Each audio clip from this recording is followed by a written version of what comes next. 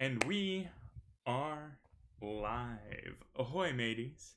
And welcome to our Tuesday night 50 Fathoms Savage Worlds live stream phenom spectacular. I can definitively say that all of you are currently watching the number one 50 Fathoms show currently streaming on Twitch. Number one in the whole world. We're it, baby. We're number one. So, Ichiban, right? And thank you for joining us. I am your pirate king admiral. I really still haven't, they let you futz around with the terms in the Savage Worlds. We'll go pirate king this evening, we'll say. Will Thompson, and I run this channel tonight and every night. With me are an assemblage of pirates and otherwise, although, I mean, let's be honest, all things they skew pirate here, so we'll see. We'll see. But, we are going to start this evening with a little bit of shopkeeping, in that we are recruiting for our Friday night show. It is Saga of the Goblin Horde. You, yourself, assuming that you are not a douchebag, and you have a good webcam, and a decent computer, and internet that doesn't come on an AOL CD, you could join us and play a goblin war boss in charge of a handful of goblins, trying to take back the Red Fang territories from the perfidious and hilariously tiny-headed human scum. So do that. Click down below in the Join Our Discord button, and join our Discord and say, hey, I want to be a fucking goblin when you get there, and we'll chat, and you can be a goblin. But all of that is aside from the point of the evening, and I believe the point of the evening is the fact that these folks find themselves in the steaming jungles of Torath Ka, having just defeated a 20-foot-tall, blood-soaked monk ape that was summoned from 1.5 feet of acidic slime, and then immediately collapsed back into a mass of goo, causing the remaining redmen to scrumble off into the jungle. Unfortunately, in the midst of this affair, there were some quite grievous injuries sustained, including the loss of an eye by our noble Captain Porter. Captain Porter! Yes, sir. That spear was filthy. That makes me cringe just thinking about it. It's disgusting. Filthy, spear, one-eyed. That's right. Kevin Porter lost his left eye, and he is now blind forever. Well, half blind. I mean, let's be. If you were blind, I'm pretty sure they'd be like, "Oh, we're going this way," and they just leave you here. I mean, Captain Blind is not a good combo. There's a storm coming. Sail away from it. There's not a lot of wiggle room there. In addition to the permanent and grievous eye wound that was sustained by our noble captain, somebody got some TBI. He got his bell rung there. Ambrose Avon. Temporary brain injury. Well, now, until all 3 wounds are healed, we have reduced your intelligence die by a full step, which is that's, you're gonna, 20 years from now, you're gonna kill your wife and then stick a gun in your mouth, and you're gonna say in your will, I tried to miss my brain so that you can, hit it with the CAT scan, I am for the fun. No, too dark. Alright, so you hit the 18 or over button, people. I'm just saying. So, deal with that, and deal with the fact that your favorite sport also harms people irreparably. That's right, preachy tonight. We're getting preachy. But TBI, and then non-TBI related, Chef, man. You got racked up a couple of times there, too. You're sitting at a pretty fairly wounded state yourself, despite the lack of any temporary or permanent malady stat-wise accrued. Right. So, Iron skin. this is nighttime now, so we're gonna kill the birds, because the shadows have grown long. If you'll recall, there was a row of hostages that were about to be sacrificed next to this huge pile of corpses. I mean, if you guys could have just gotten here a couple of hours earlier, imagine the crew you could have had. But no, look at all these people that are dead. But there were two Massaquani, both well over 6 feet tall, slender, pink hair, blue skin. Interesting combination. Human aside from that, but iconic certainly, and very close in approximate appearance to one another. There was a young blonde Englishman from the look. I mean, he's got the teeth, he's got the kind of, not to speak ill of the English jaw, but if you had to be like, I'm gonna pick a nationality just based on, skull shape, he's a young British guy. Excellent teeth.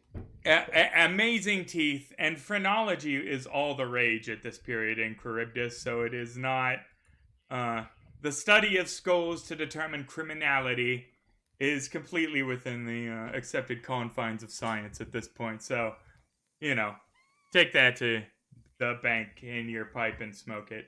But next to the terrified-looking young British gentleman who couldn't be. He's 24, maybe,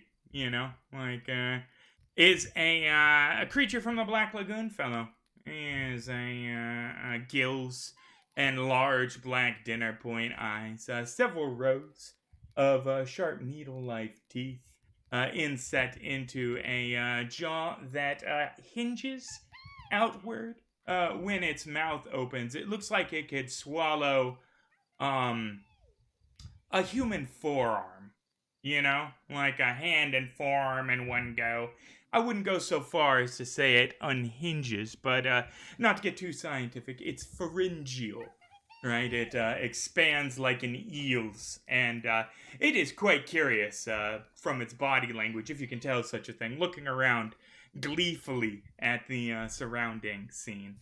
And then last but not least, obviously a Spaniard gentleman in his 50s. From his dress, when I say Spaniard and then I mention the facial hair, somebody tell me, what do they see? Don Quixote. Montoya. Don Quixote, yes, boom, 100%. You were there. Where everybody's there. We know what he looks like. No. But they were all lashed with vines. So you are wounded, right? And you have 1 hour, the golden hour, within which to administer medical care. For your own wounds, Drew, they will happen at a -2 if you are trying to self-care. I mean, -5 total. Yes, sir, from the wound penalty. But it would make sense to try and treat yourself first, should you find success. Remember, there are new adventure cards. I am, in fact, going to try and self-heal. Treat myself first. Boop. Hey. Uh-oh. Oh my goodness. I healed a wound. Holy hell. Now, if you want to list the things that I didn't think were going to happen there. Well, really, we were taught in our apothecarial school to distract oneself from the pain they feel. And also, I got punched in the face by a giant blood-soaked ape, so there was some damage that needed to be bandaged up. Fair. So I've bandaged up some of the damage. Any cuts exposed to the air were treated with one of my vials. So that's going to be down to 3 vials. So what they saw was just me going, feeling around tenderly and going, oh God, that hurts. And then just kind of wrapping parts of me with the bandages and then kind of dripping the vials on the cuts and then just doing that suck through your teeth. Is it like a 5-minute long Family Guy sketch worth? Yeah.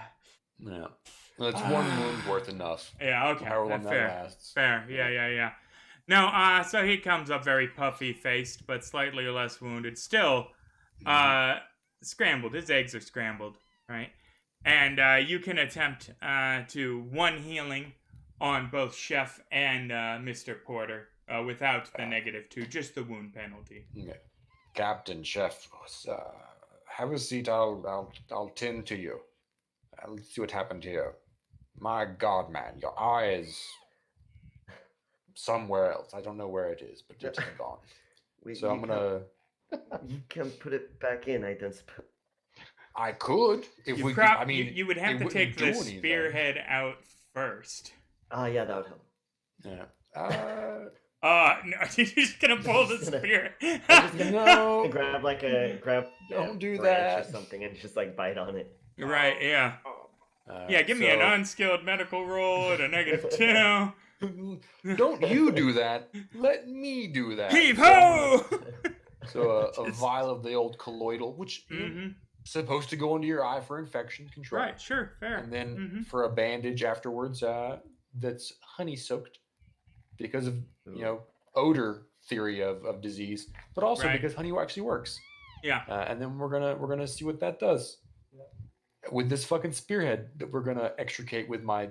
I have a dagger, so I don't know. I think you could just jimmy it. There we go. Woo! Oh yeah. Bitch out. Nice. Yeah.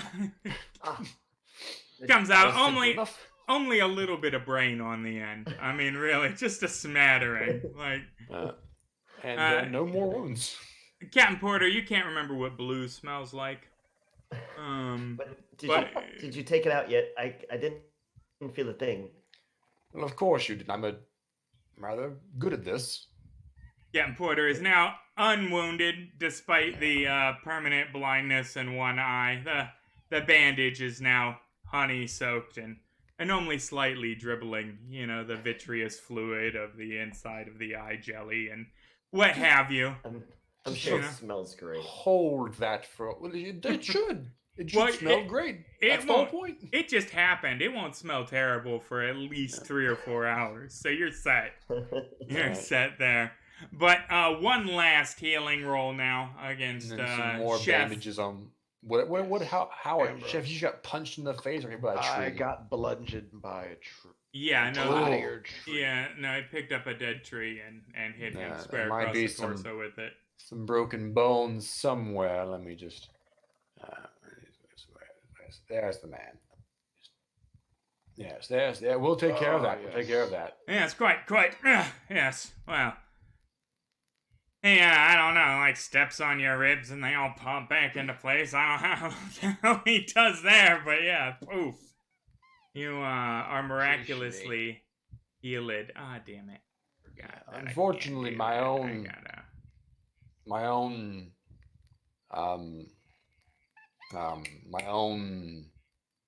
whatever happened here, whatever this is called, that is still going on.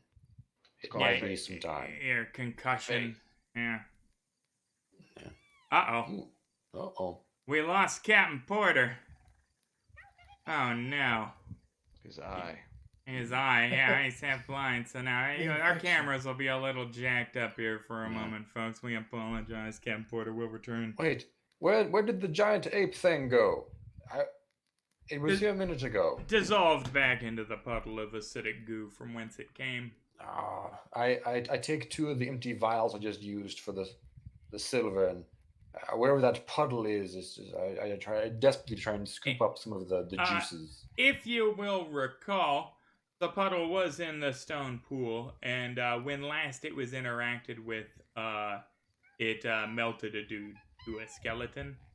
So one might want to, I don't know, take care, use a stick, If you're just scooping up, welcome back, Captain Porter. If you're just trying to scoop up some of the goo with a vial, I'm afraid that, gonna melt your hand.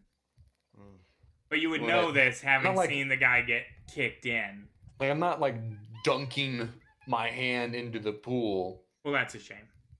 Right? No, yeah, okay. Yeah, you're taking a sample. Give yourself one sample of malicious blood acid. Okay.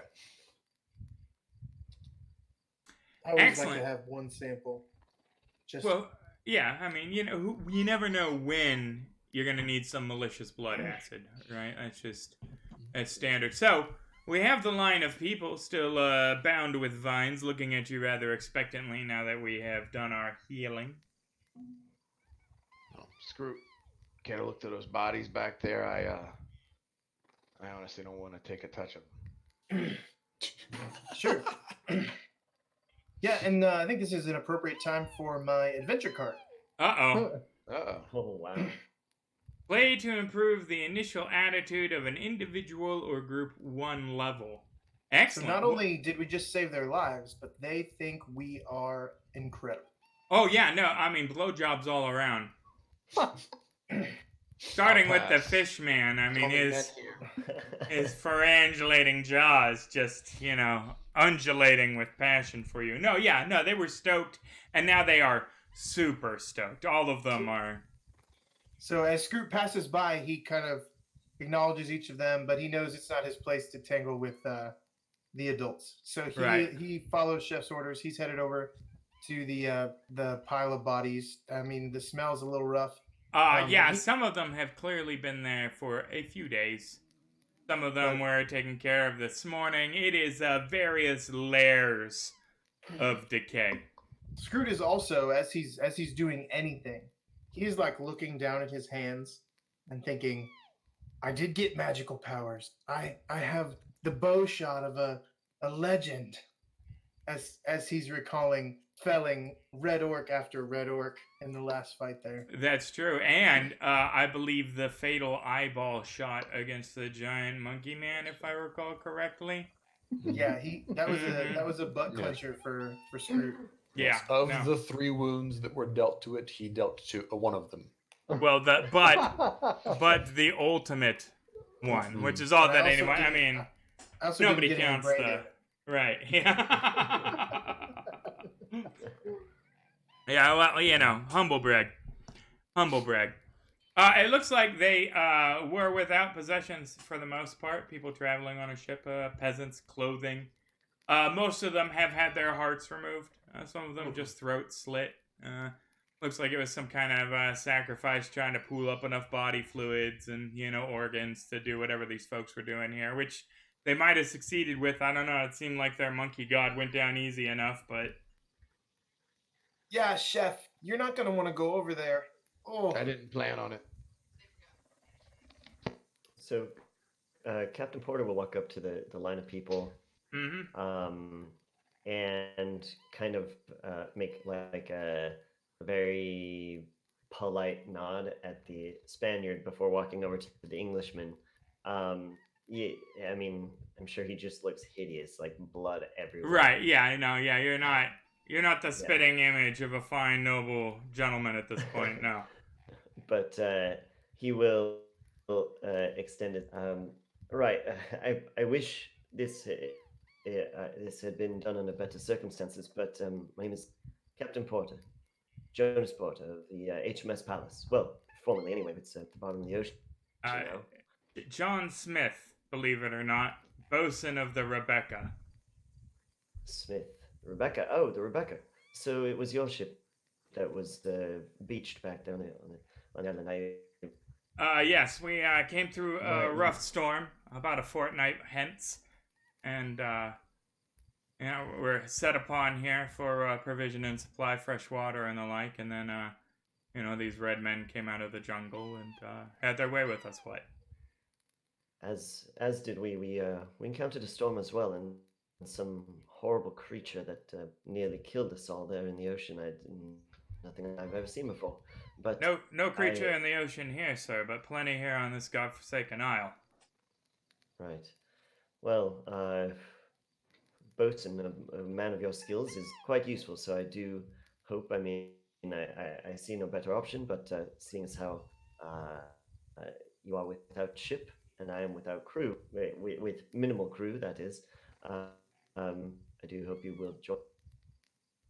Well, let's see here, Gov. It's die in the jungle, or do my job on a boat for an Englishman. I'm, tits up. Yeah. Indeed. Well, welcome aboard, sir. Master Smith. All right. And at that point, Captain Porter will kind of turn to the other and attempt to make introductions. He's not really sure. He's almost leaning towards like being friendly to the Spaniard in the absence of humanity and the other. Right. Yeah. Yes, it's like the devil you know or the devil you don't. Right. Yeah. You got one clear human creature from the Black Lagoon, fish dude, and two blue-skinned, pink-haired. Yeah, exactly. 6 feet tall twins. Yeah. So, make my way over and do introductions. I don't know if you wanted to go through all that or if anybody else do. Is anybody? No, pirate. Just hanging back there. Brian O'Brien.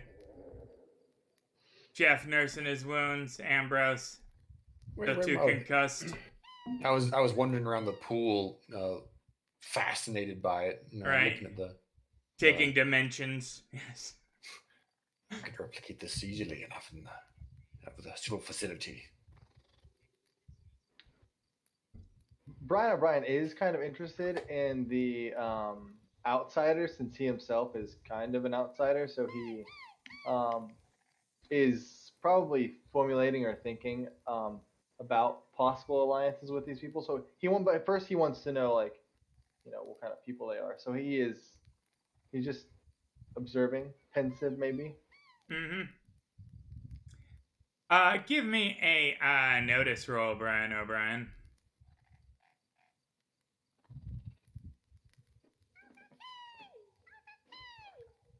The fishman, with one swift action, cuts the vine bindings holding him in place with a long claw that appeared out of the tip of his finger, stands up and stretches, right?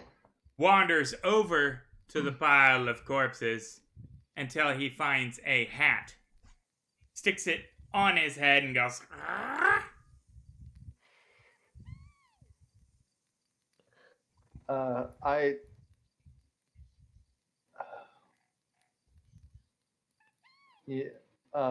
Brian O'Brien's a little annoyed. Mm-hmm. He wants to know. He just yells out loud. So what the hell? Why didn't you do that earlier? Just cocks its head to the side there. While not breaking eye contact with you, again, as far as you can tell, because its eyes are just solid black, there's no pupil tracking, right? It reaches into the pile of corpses, removes a handful of entrails, and idly starts munching on it. Ooh. Still while grinning? Scoot's gonna back up. Yeah. Oh, dear. I thought that was Scrooge's best. Captain Porter, should we not just go with the crew back to the ship soon? Indeed. The Spaniard pipes up and says, "You'll have to forgive Mongrel." Mongrel? Which one is Mongrel? He's one of the Keana. And that's right, I'm a Spaniard, but this is how I chose. Sean Connery. Yeah, I'm one of the Keana. I'm a Highlander. Sean Connery, Spaniard from the Highlanders. I was doing this earlier, right? And I said, shit, I have no idea what a fucking Spaniard. Yeah, how am I gonna do a Spaniard? And then I said, Sean Connery and Highlander, perfect. Aye. He's one of the fishermen. I mean, clearly he appears to be. You'll have to forgive his table manners. He's loyal enough. Right. Well, that's good. That is good. Excuse me. So, wait, your name, please. I apologize. I did not introduce myself very well. Captain Jonas Porter, HMS. Senor Figueroa. Senor Figueroa. Right. Pleased to make your acquaintance. Now he's all nice. Hey man, the accents change, alright? You just deal with it. Not my strong suit. My name is Senor Figueroa. Senor Figueroa. I am looking for a 6-fingered man. That's what you're right. Okay. You're right. I should have totally gone Inigo Montoya with it, but Yeah. Hey, it's all good. it's too late now. Well, the Australian keeps So- getting better, so that's good. You're the So- man now, dog. Captain Porter is extremely confused. Now that they're getting the adrenaline out of their system, it's starting to sink in. Like, okay, that's a fish guy. That's a blue skinned person. We The just Massaquoni. fought like a giant monkey. The Massaquoni. I apologize. You must Welcome, forgive me. We've only dragons. recently arrived at this island. In fact, I've not really any idea where we are. Are we perhaps? In fact, I think we're in firstly, Torthka. in Torthka. Is that the native name for it? I'm unfamiliar. When I went through the storm, I was off the coast of Newfoundland. You're still but- wet behind the ears, lad. Excuse me, I've been at sea for quite some time. Yeah, now, but you've so- been in Charybdis, what, like 7 minutes? It's obvious. You've got it written all over you. Yeah, Charybdis, you said. Aye. You mean I to turned tell to- me we're in a different land? Sure, lad. That's normally what happens when you sail. You go from one land to another land. Quite. Master Ambrose, have you ever heard a Charybdis? The I'm quite familiar Caribbean, with the Spanish colonies. Indeed, yes. I'm quite familiar with that territory. But the Charybdis, is not familiar to me. Well, you think someone that isn't the Lord Protector is ruling England, so He is. What- I'm not. Captain, he Excuse got us, hit in the excuse head us, pretty hard. He got hit in the head really hard. Well, so did I, Master Scroop, but I'm not insane anymore. So don't. Right. So Charybdis. Okay. How about you work free Um, these bindings? Indeed. Yeah. and We'll no get one's to even that. approached them. Yeah. Scroot's No. gonna help too. He'll help unbind the others as well. He says something in a dialect that you don't understand to the blue-skinned, pink-haired people, and they respond and kind of give like a sarcastic salute to you, Captain Porter. I'm not quite sure how to take that because apparently I do not. Did they speak English? Does anyone speak They English? wouldn't deign to. Right. Okay. It's not the trade language Um, here. Their okay, tongue so I is guess- Massaquoni. I guess the most pertinent question then is we believe we may have secured a vet. How do we get off this island and how do we get to England? Because we are He says something to the two blue-skinned gentlemen, or the blue-skinned man and woman, and they start laughing too. It's a one-way trip, lad. one way. I'm afraid I'm not understanding. It's a one-way trip to this island. This Aye. place we cannot. You'll find English here, but nobody goes back. Okay. The storm brings people here. It doesn't send people the other way. The storm. So you had a storm as well, Aye. and it was off the coast of Newfoundland. No. Spain, about 6 years ago. 1542. So at this point, Captain Porter's mind is just blown. He's just like the gears are turning and like nothing's computing. Right. He's The gonna year have to take a minute to of our compose Lord, himself. 1542. Yes. 1542, 6 years ago. This entire island has made people insane. What? Master Avon, I don't even remember when you came from. Just kidding, you didn't say. But But you have our Lord the- 1655. 1655. What's going on? I encountered the storm in the year 1780.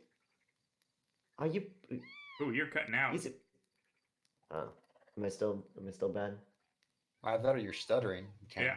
No, I encountered the storm in the year of 17. 1782. Oh, there you are. Yeah. Again, on He cue. does not want us to know. Your mic what is year normally you're here. fantastic. I don't know what's going on. Maybe It's, pull it a little closer. You got it gated a little too high. I see him dropping frames. Am I? Is It's my your better? internet. Uh-oh. Wow. I said no AOL CDs. All right, give it another shot here. Hey, the year of our Lord. 1782. Hey, 82. We got it. Continue. Wait. Oh, so I don't. Are we? How is this possible? I don't. Is anyone here sane? I don't. Master Chef, give us a answer, please. I've heard of ships disappearing, Captain. All I can surmise is maybe this is where they all go. I've heard of ships disappearing, never being seen again. As have I. Avon's just gonna cut their bindings on all these people's hands. Release them all. Too late. It's already been done. The Massaquani twins, both nod at you gratefully.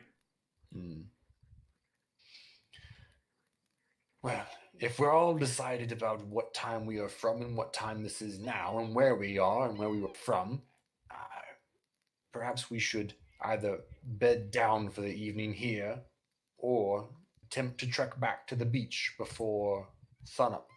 I wouldn't sleep in the jungle tonight, sir, said John. And Master I don't Smith. particularly want to camp near a pile of dead bodies. In addition to the dead bodies, I'm pretty sure there's a whole village of these red blokes around here somewhere. They're likely to check to see, where their warriors went. Chef starts looking around for any trails, tracks leading. Oh, I feel rather tapped out. I don't want to be looking for any villages right now, Chef. I need to have a lie down. When they let us through, there were like 70 of the folks in there. I wouldn't recommend that. I suppose we could lead you yonder to the beach and... 2-hour hike to the beach. 1 navigation roll and a -2, survival. Before we leave, Scroot's gonna collect his arrows, and does he find anything shiny on the shaman? No. Okay. No, they were dressed in human skin loincloths. I mean, you could get yourself a dried human face to wear over your junk if you want, but Young master We've should be already got reminded one. that he will not be wearing... I don't think we've human been here skin. long enough to go native just yet. I mean, we do have a ship that can be repaired. Indeed. Yes. So, do any of you feel comfortable trekking back through the jungle tonight? I don't love the idea myself, but I also don't love the idea of sleeping next to a pool, if you will. And too close to their home as well. We should go regardless of our comfort. Right. Okay. Well, Who? thanks to Master Avon, I'm quite able to travel, I believe. The rest of you, Chef, Master Avon yourself, are you? quite alright? I would rather not be engaged by anything hostile out in the jungle. I agree with you My wholeheartedly. head hurts something fierce. Who would like to give me the survival roll at a -2? Oh, Not me. I'm completely lost where we need to go. Chef, but I mean, that role was to volunteer to lead and then lead everybody horribly astray, I'm afraid. Yeah. It wasn't like everybody roll and Right. whoever has the highest. No, that was just like, Chef, Chef I got seems this drunk. shit. Mr. Unskilled roll. Yeah, was no. actually skilled. I actually have that. How was you -2? Oh, Because it's nighttime and you're in a jungle canopy. and you're Is trying there were there lights here, like fires? Could we take like torches Yes, you could take torches. Now, it should be noted, not to, be this guy, but torches work both ways. They help you to see, but also help you to be seen.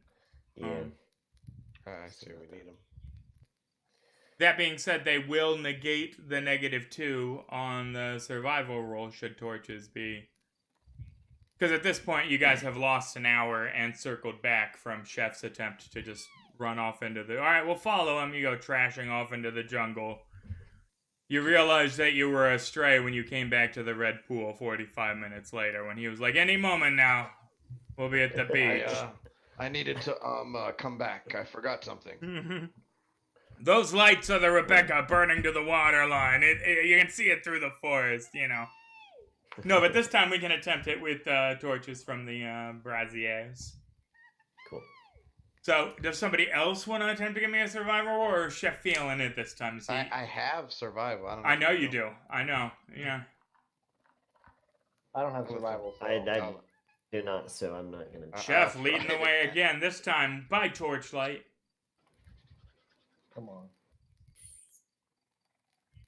Yeah. Hey! All right, fantastic. No problem at all. I had to use the torch the first time. You could have just followed the trail you came in on. All right, and it's 2 hours back to the beach, which finds you guys at the wreckage of the skiff from earlier. You'll have to imagine the evening has grown late here because I didn't make a night version of this.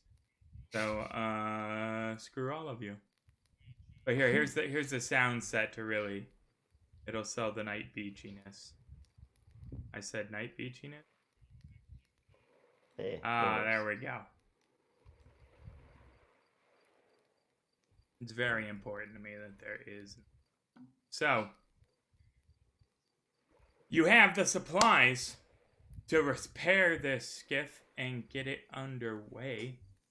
Unfortunately, it'll be a repair roll at a -2 plus 1d8 man hours.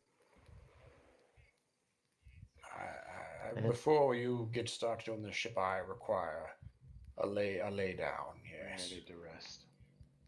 Evening rest is all well and good. Right. So morning time then? Sure. Screwed will take a night watch. Oh, we're fine. We're gonna save the watches for boat. We're done with Torithkov for a while. First thing in the morning, everybody, the sand was soft, the waves lapped against the temperature out here was only in the 80s. The mosquitoes were only as large as your thumbnails. They were, it was damn near pleasant. And we are in the AM with our skiff. Well, the wreckage of a skiff. So, 1d8 man hours. Let's see how many man hours. Oh, man, jeez, that's 12. 12 full man hours. Fortunately, right, I count 5 players plus 5 crew. So that's 10. So if you put everybody to the task, assuming we can get a successful repair roll, right, it should only take, a couple hours. Sweet. Let's do it. Did all of our friends come with us? Yeah, oh yeah, they're just, so they fall into background positions as crew members until they become narratively essential, until one of you calls upon them for a bit of dialogue or whatever.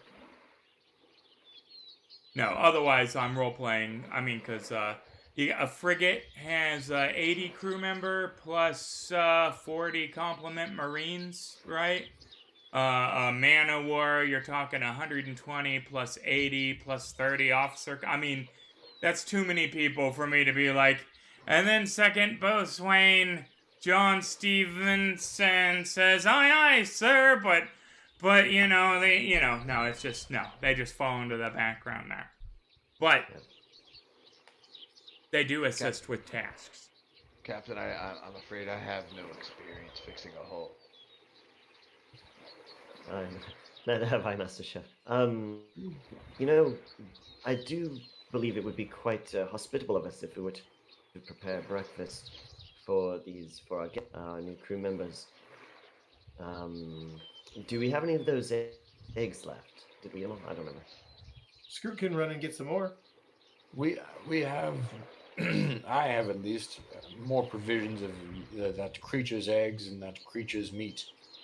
We wanted to cook some of that up. It should be said that now that they are crew members, it is not just charitable, but in fact essential. Now, mind you, there are several levels of rations. Full rations, everyone is 1 provision a day. Half rations, right?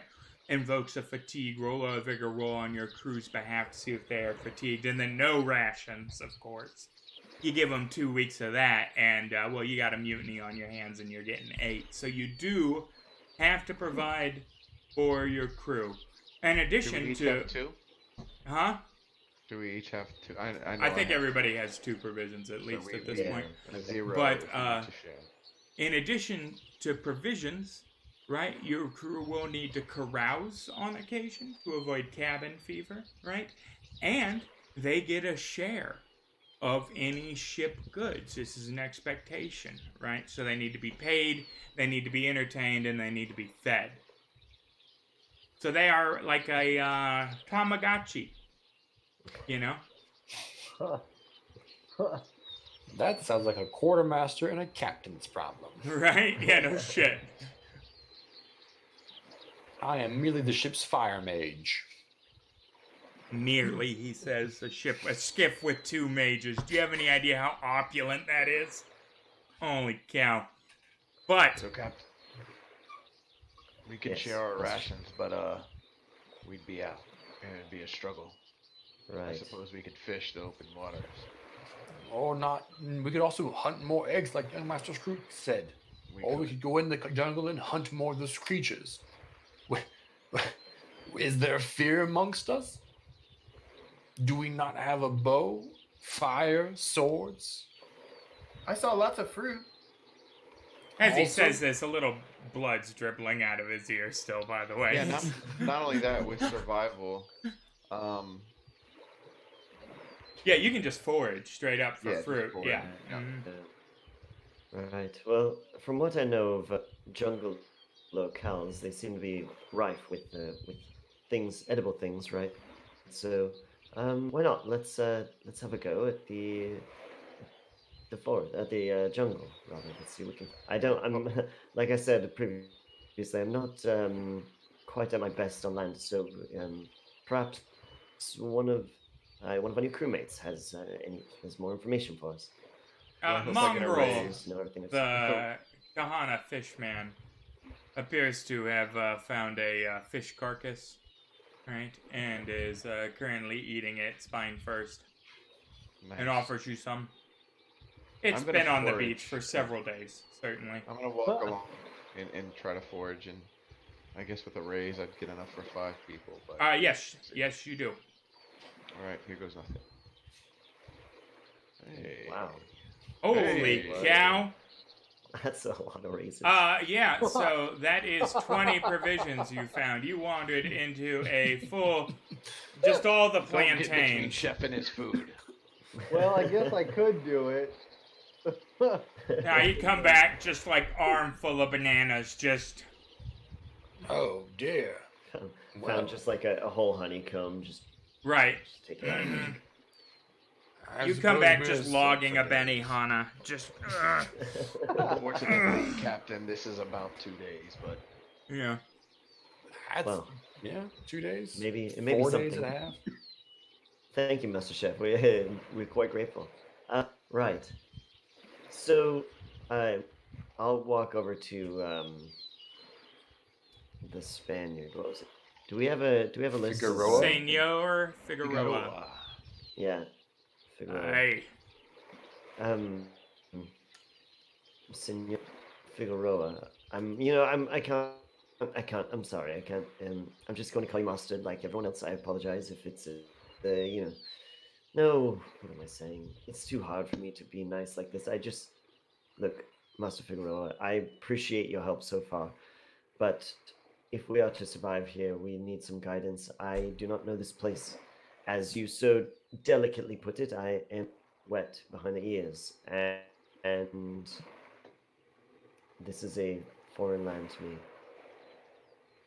What do we do? Where can we? Should we leave? Should we stay here to find food? Is there even anything out there? Is there? Are there other islands? Are there? I know The nothing. closest place you could sail would be Brigandy Bay.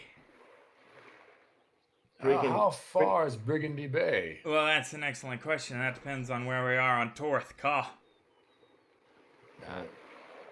Does the position Torth of the Ka sun is mean the several same hundred here? miles in length from east to west. It could be a day's sail. It could be a week's sail. Well, is it east or west from here? Eastish. Well, we could just sail down the coast, stopping to forage, and then once we are closest to Brigandy Bay, you called it, we could set from there. Aye, but without charts or a compass, I mean, there's a lot of open water between here and there. And I know the coast, but I don't know the coast like, hey, here's the peak of this random-ass jungle cliff. That means if we sail due east from here, you know. Does the sun not rise in the east in this land? Sure. I mean, do you have a sextant on you?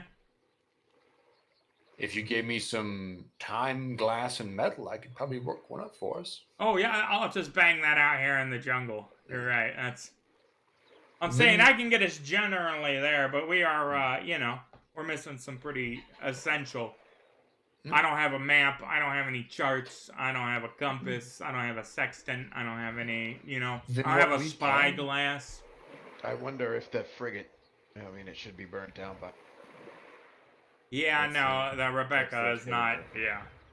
Then what we have as an option, I suppose, is then to sail along the coast as far as we can go, stopping to get supplies before we set out to our untimely deaths at sea towards Brigandy Bay. It sounds like a plan. In the if you miss Brigandy Bay, you hit the flotsam sea. That place is as close to hell as you can get outside of Dante's Inferno. Does this island not have any ports? This island is nigh uninhabited with the exception of those red bastards you saw. I can understand why. Master O'Brien. And I'll kind of take aside and apart from the other people, and just say, look, I wrote it off when we first were arriving here, but you mentioned before we arrived that you felt, shall we say, particularly inspired that this island was a dangerous place. Do you? I have observed, obviously, that you have wind. Do you the way to divine? Man, your internet is just not doing it tonight. Wow. Whenever you get to a good moment of exposition, for some reason, the internet goes, nah, every other word. Captain, you might need to rest. Right. A little odd.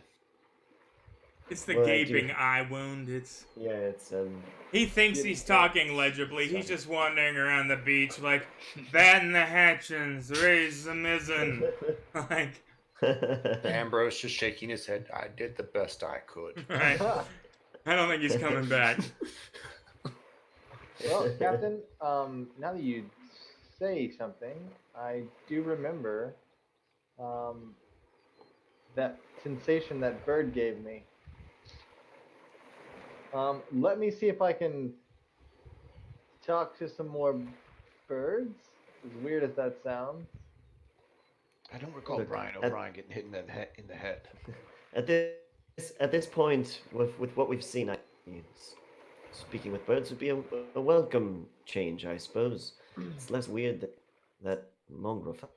So, here's the thing about speaking with birds. Definitely part of the Wind Mage's power set. Unfortunately, birds are very simple-minded creatures, right? They spend most of their time sitting in a tree going, "Fuck me! Fuck me!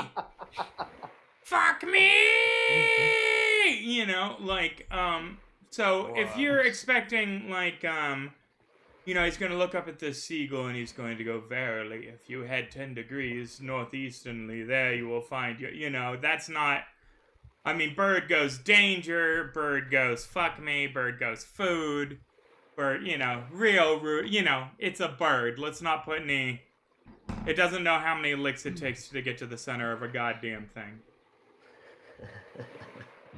Okay, we should ask the owls then. The owls will know. Yeah, no jungle owls, I'm afraid.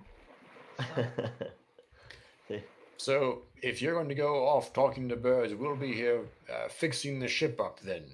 I think it's even better. The water mages can talk to fish, right? What exactly is a fish going to have to... I mean, like, are you fucking... Have you ever seen a fish? Right? It's just gonna go,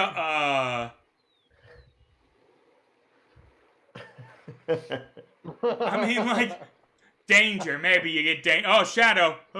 Swim away from the shadow.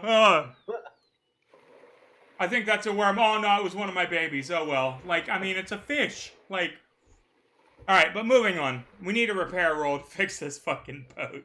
Please. Get off this beach. Repair roll at a -2 from anybody. -2 on top of the unskilled. Yeah, oh yeah. No. Whoever has a repair roll, they get to do it. Yeah. Oh, man, nobody. Yeah, I believe. Oh, the bosun. Bosun's got repair roll. That he does. Master Smith, well, the ship Lead is on. quite, yeah. Please.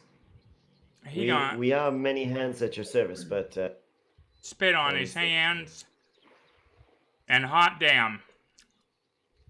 Yeah, I'll be able to bang this out. excellent. Just welcome news. Good delegation, Captain. Expert. Right. Well, it's what. And with everybody assisting, it'll take 12 hours if you're just gonna make, or 2 hours if you make him do it by himself. It's gonna take a full half day. Screwed helps. Let's hope. Yep. Yeah. I'll help. Ambrose is going to do light duty, but help all the same. So 3 hours. Captain Porter's probably constantly like misjudging things and just stumbling all over. Right, your depth perception is just, oh man, both No your hammer. thumbs are just mangled. 4 axes. No axes Alright. for you. No, but yeah, sure enough, you guys managed to get the skiff, I'm gonna air quotes here. Seaworthy. Remember, it has 2 4-pounders, 10 shots cannon. You guys have, you know, a couple days provisions now. And with a strength roll collectively, we can push the thing into the surf and get underway, bearing in mind that I did not mention an anchor. We can go. We just can't stop. Should we go and look for an anchor? Oh, look at us. There would Well, definitely... Rebecca. There would definitely What's up, be Scrooge? a frigate-sized anchor on the Rebecca, yes, for your skiff. There's Yes. also ballast on the Rebecca. We could perhaps rig up some rope around and make it an anchor. Quite. Hey, Oh. Brian O'Brien. No. Excellent, excellent. Collectively, more successes than fail. Oh, wait, no, I need one more. I didn't even It's not do a bad mine. It It's doesn't light bode duty. well for us. Oh, There there we it is. Hey. Oh, yeah, I mean, he kicks it in with the final boot, and you guys are underway. So we are going to pick a direction. Eastish. Indeed. Figueroa did say east seemed most apt. By the way, as we're going there, Captain Porter is not happy that the place we're going to is called Brigandy Bay. He just needs to be, very vocal about his. Yeah, you're not gonna like it. Captain, Also, shut I up. would I might remove the jacket. You remove the. Oh wait, no. Do it. Yeah. We'll see how many times you get pissed on. Well, they shall see what happens to those who piss on members of his Royal Navy. They'll rue the day they urinated on Captain Janus. I want to have an aside with the captain real quick. Yeah. Captain, with all due respect, I respect your lead here, but this place sounds mighty dangerous. We can only defend each other so far, really. If there's 100 men, there's not much that this crew can do to protect you or save you. Not that we're not willing to. By George, we are. Right. Well. By George probably sounded a little sarcastic. I caught it. I was like, yeah. But Captain Porter appreciated it more than he should have. Right. No, he bought into it. This Irish guy, this Irish stuff. Right. Well, Captain, what if we just rough up your jacket a little bit? We could tear off the shoulders, and we shall do no such thing, Master Smooth. Well, if I must remove the jacket, then I must, but remain in condition. We could just stab it in the back while you're not wearing it, and then we could say you killed the person that had it. Yeah, he has a brain injury, Captain. Such dishonesty does become me. Fine. If it is such point of issue with the crew, then I suppose this once. Now, until we learn the nature of Brigandy Bay, then I suppose. However, when it becomes clear that we are an English-manned sailing vessel, or rather English captained, I suppose, then I don't know whether or not even jacket, I shall feel very much maligned if I do not have my jacket on. But I gotta tell you, I am only role-playing brain injury, but because of your internet, I feel like I have a brain injury. I got that mostly. Yes, Scroop picked it up. No, for the last 2 weeks you have been immaculate. Whatever they did to fix your internet over the weekend, I need to give him a call. Yeah. Okay. But more monologues. So, that, doing great though. You guys are underway. Captain Porter will take off the jacket when they get inside of when they get in sight of the place they're going. Excellent. So you have a giant map of Charybdis there in its entirety. If you zoom in way down on Toroth Ka there, you'll see a little tiny skiff on the north Once shore. It loads in, It's very high res. High res, yes. Yeah. It was this, the map would be completely illegible. Must be like an 8K. It's big. The map so far the skiff is invisible. Yeah, the map is that it comes with. If you zoom in at all, is completely illegible. All the fonts blown out, so I had to bring in a thick boy, and I should have pre-shared it, but there we go. I'm seeing everybody in the corner now. Yeah, so if you zoom in on Toroth Ka, you see the skiff there on the north shore. Yeah. Yes. So there are navigation rules in effect. Your skiff has a travel speed of 2. That means every day you spend at sea, right, you can move 2 squares. Now you get to pick the direction that you travel in on the assumption that there is a successful navigation rule made by the captain, right? Now there are several modifiers for navigation, right? Each square is 5 leagues or 15 miles, so you guys can go about 30 miles a day, right? In this little tiny skiffy whiffy, right? And so along the coast, you get a +2 modifier to navigation. Simple enough, right? Having no compass, however, -2 modifier. So we're at a flat modifier currently. Right? Most of the crew has no boating skill would be a -2. I think most of the crew has a boating skill, right? All of the sailors that you have gotten have a boating of D6. And it looks like Brigandy Bay is westish, not east. Yeah. Oh yeah, well the east and west is backwards in Charybdis. Now you know. I mean, not according to the big compass in the All right, you shut the fuck up. Some of us aren't good at directions. Okay. I'd like to see if Xavier and Magneto. Yeah. But at any rate, westish to the northwest is Brigandy Bay, of course. But so we're at a flat modifier along the coast. What is everybody's boating score? What's your boating skill? -2. Unskilled. Mine's a 10. Excellent. To be expected, I think.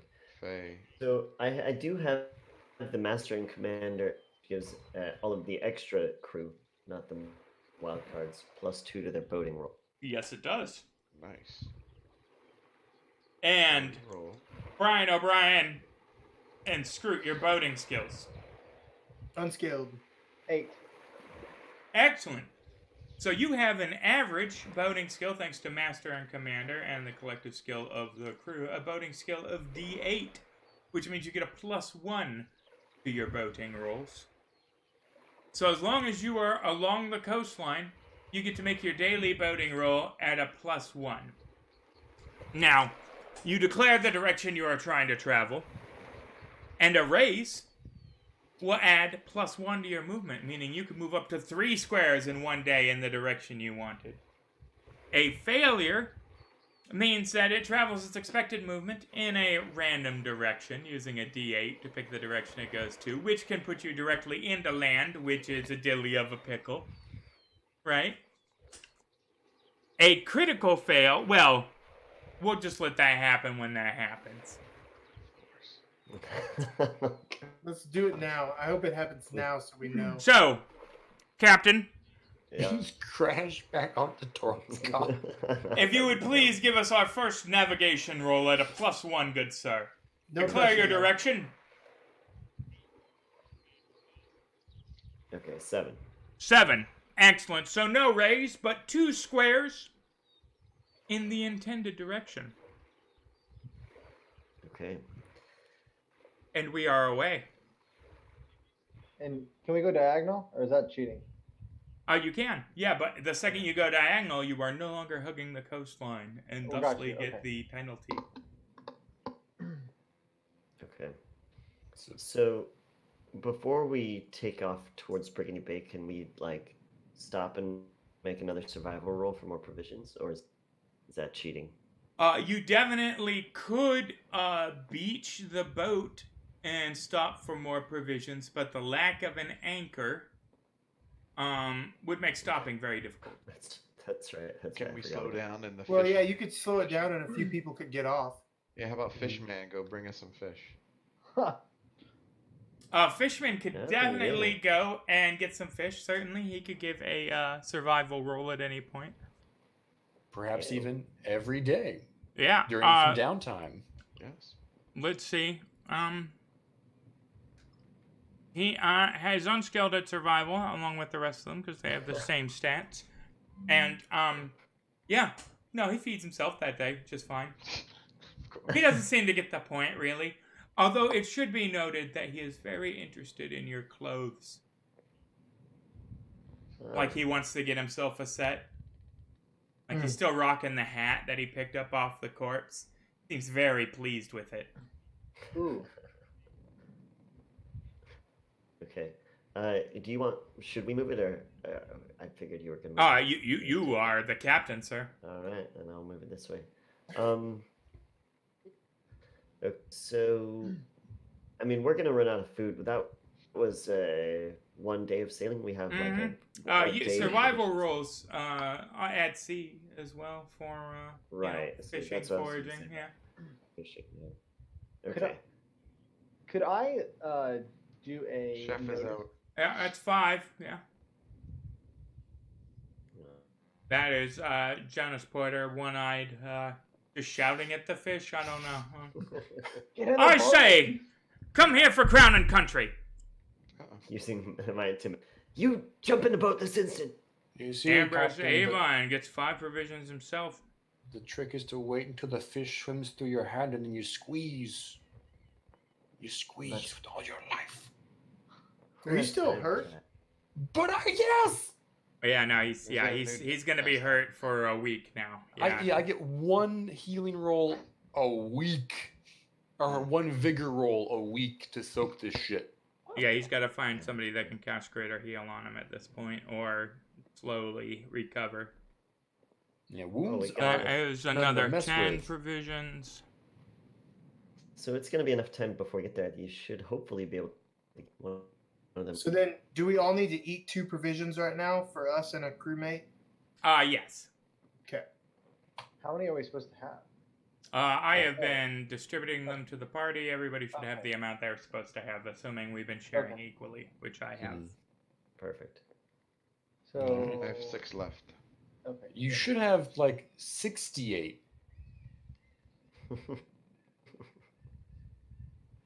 So if we were at this point to turn off of the coastline and just beeline it for Brigandy, are we? We're looking at just a straight boating instead of a boating plus. At that point, you are off the coastline, right? And you have no compass, so you are at a -1 because you have an average boating skill of D8. No compass at a -1 and no coastline bonus. Right. Okay. So we're just praying it. Yep. Yeah, winging a prayer. Go into open waters. Did I do a notice for like birds? Maybe if it appears like they're going out further to travel from like island to island. Yeah, you can give me a notice roll for that at a -1. That's kind of esoteric. Okay. I can hear them. I mean, like, we could get to this. Yeah, there's tons of freaking birds. Yeah, no, too many birds. Yeah. Gotcha. Mostly what you hear again is "fuck me." Hey, I want to bang. Do you want to bang? Since you speak bird, and that's like 90% of bird. Yeah, look it up. What do you think they're doing all the time? You wake up in the morning, you're like, oh, that's wonderful. It's a bunch of things. It's like if you were in New York and people were like, hey, my dick's out. Like it's the same deal. It's just pretty because we don't understand it.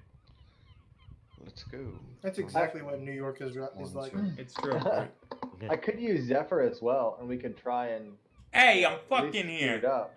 Yeah, that is true. You could definitely use Zephyr.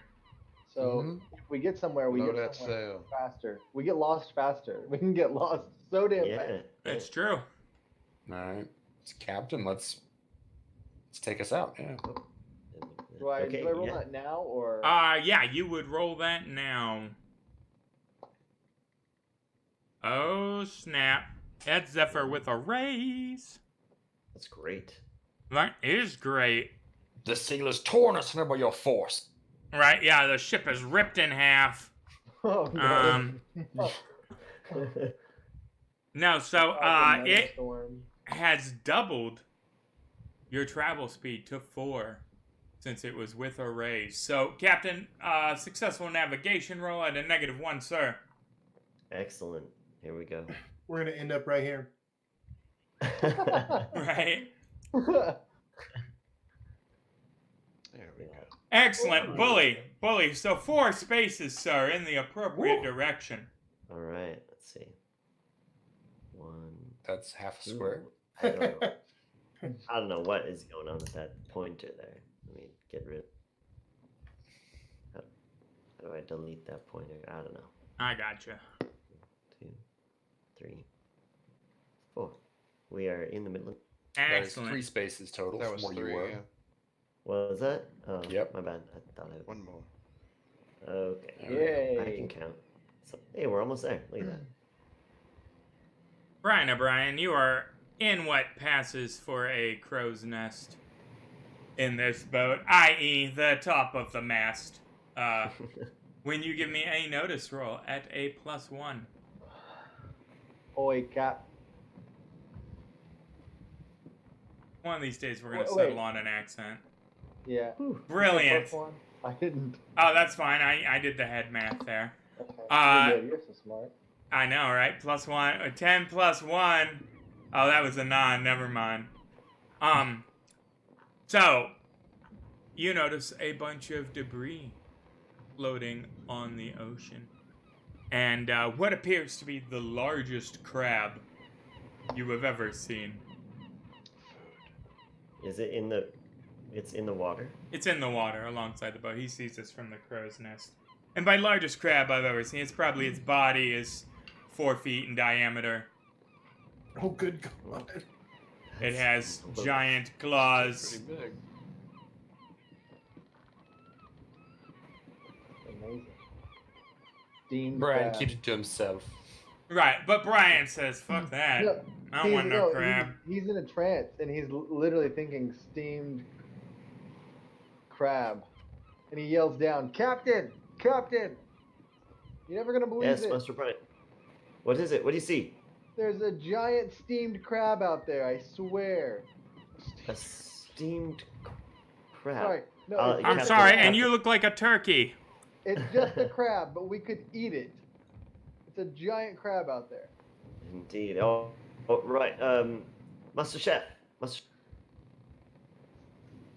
I'll point the direction of the crab. Can you kill it? Can you cook it? More Cook more anything.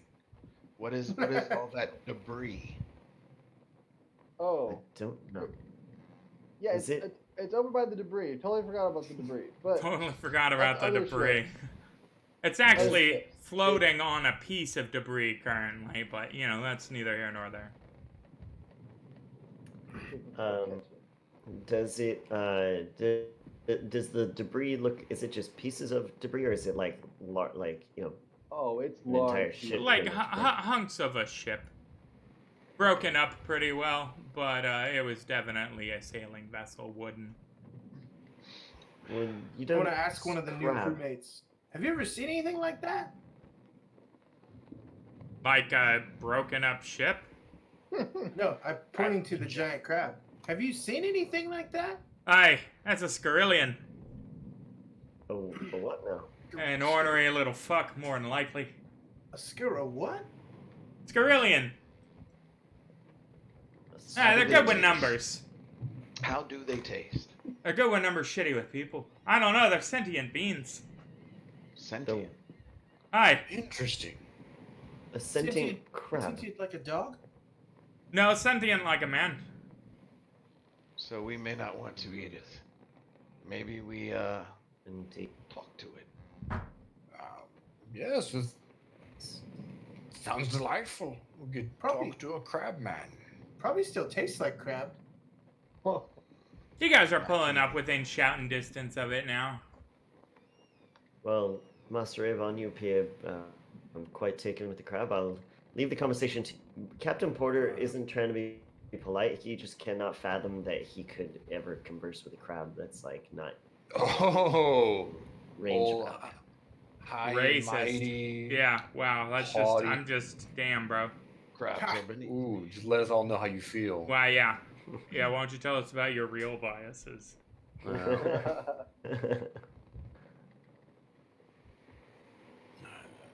Wait. We're in shouting distance. Yeah, I'll toss them out, yeah. Oh yeah. No. Bloop. Excuse me. Do you need a hand? Well, it doesn't really look like you guys are any better than I am, if I'm being honest. And one of his eye stalks comes up and kind of... I mean, it's hard to tell because he's a crab person, but disdainfully, right? Kind of gives the sweep of your vessel. Oh, were you better off out here without a ship? I don't know. I mean, potentially. We're heading to Brigandy Bay. Did you need a ride? Oh, you're pirates? No, it's just the closest land that isn't full of red people trying to eat us. I take offense to that. Are you trying to eat us? I mean, after you're deceased, I might have a nibble. Crabs generally aren't red until after we cook them. You should see my character art, brah. I'm a vibrant red. If In you addition to wish 2 large claws, right? 8 legs, and 2 Strange human hands. 3 fingers, a thumb. Nice. Yeah. Well, I mean, we would hate to put you out of sorts if you don't want to ride along. We could leave you here. Do you guys have a harbor master seal? No. I can shoot fire. So you are pirates. No. Again, we're not pirates. Is Captain Porter here? Yes. Oh, he is steamed. Like, he's not. We would just rather not starve to death. That one looks like a pirate, he says, pointing his eye stalk at Captain Porter. So does that one, he says, pointing his eye stalk at Brian O'Brien with the pirate brand on his forehead. He waved. Yes, Brian that waved. one there is a pirate. I don't really do pirates. Well, if you're refusing the ride to Burgundy Bay, or Well, Brigandy now, hold on. I didn't say all that. I'm just saying that I don't really get down with pirates. Well, how about this? I'll promise you that while you are on board, we will not engage in piracy. I give you my word. Do you guys have any navigational equipment? No. I have some. Well, But- that's good. But it's down there. Oh, fish mongrel. Mongrel comes up, head cocked. Yes, mongrel. Mongrel here can go down under there and get the equipment.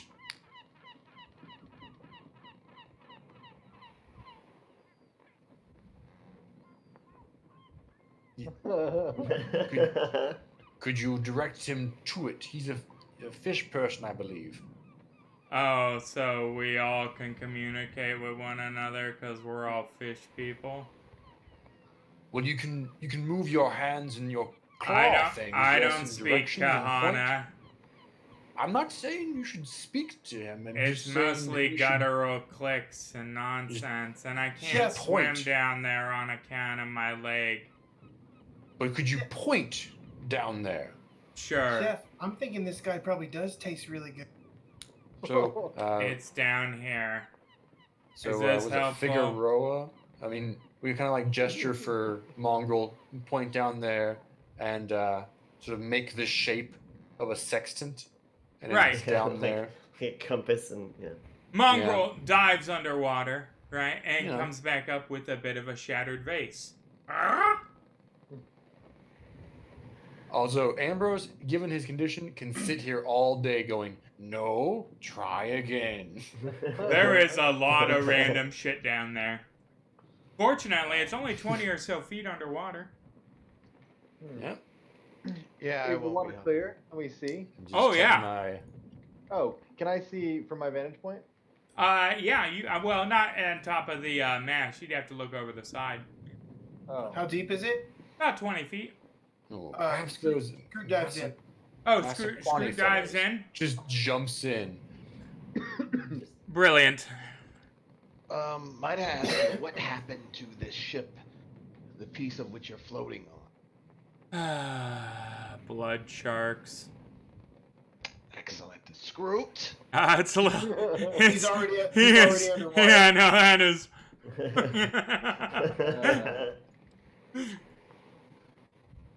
Oh, look at that! Another roll. Excellent. Another roll. Man, that's so good. Imagine that.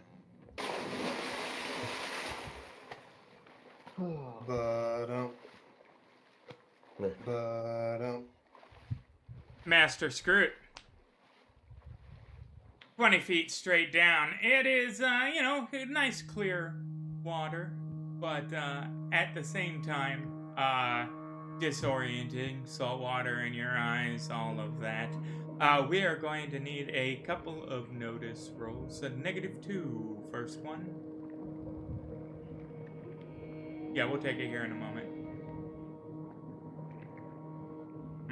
I'm afraid that, I mean, it's just sand and silt and weeds. There's a bunch of wreckage down here. It looks like this used to be a, you know, some kind of homestead. Use that button. Oh, yeah. Benny is utilized. Let's get another notice roll then. Hey, there you go. Yeah, no, there is pretty clearly a bag of, you know, stuff down there. Like, looks like a knapsack that might have logs and a sextant and this and that. Conveniently located on top of one of these rock faces. Why, you're surprised you missed it on the first dive down. What you're also surprised by is the sudden influx of movement from the darkened caves below the surface, as sudden silvery flits of movement come pouring out, and dozens of fanged fish emerge from their hidey holes to have a little taste of Scroot, who might find himself in fact Scroot. But we will find out after our intermission 5-minute break. Thank you for sticking around for the first half of the shows, ladies and gentlemen. Please recall that at any point you can spend your league reward points to give people bennies, to give adventure cards, to come up with a new villain for them to battle in future weeks with me in the Discord. All kinds of stuff you can do. And you should definitely take advantage of that when we come back here in 5 minutes, which we will. See you then.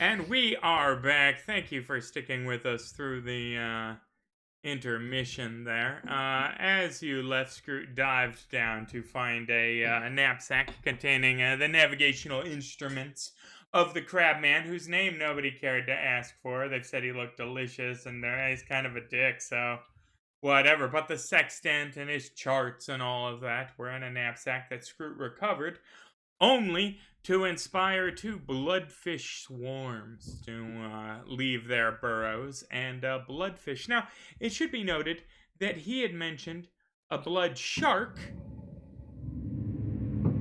and these are blood fish.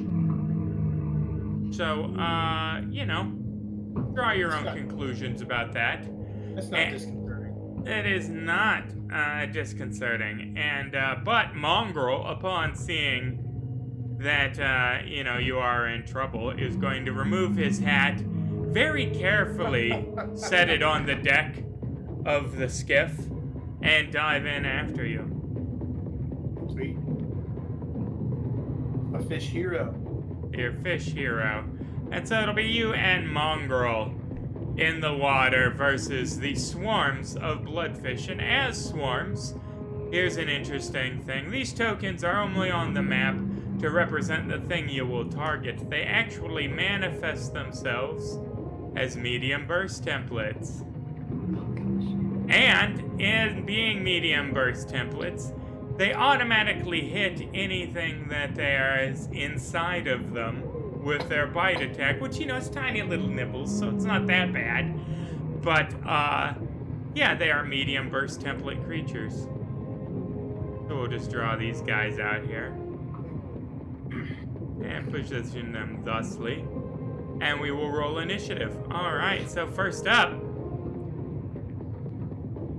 the Crabman, is going to sit on the surface and go, I'd be more helpful, but my leg. And he holds up one of his crab legs, and sure enough, it was bit nearly clean off. There's it looks like he survived a shark attack, and that, his shell, his carapace was a little too tough, but the leg meat was a little soft.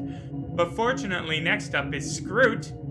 Scroot, you are 20 feet below the surface. There are swarms of piranha analogs. Scroot is going to swim back to the surface with his bag and attempt to climb on the ship.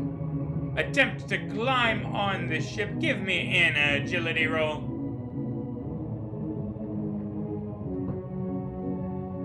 Excellent, excellent. Yes, you swim to the surface, giving your natural swimmer edge proficiency with no problem whatsoever, and climb handily onto the skiff, which then changes us to, this sound set. Yeah.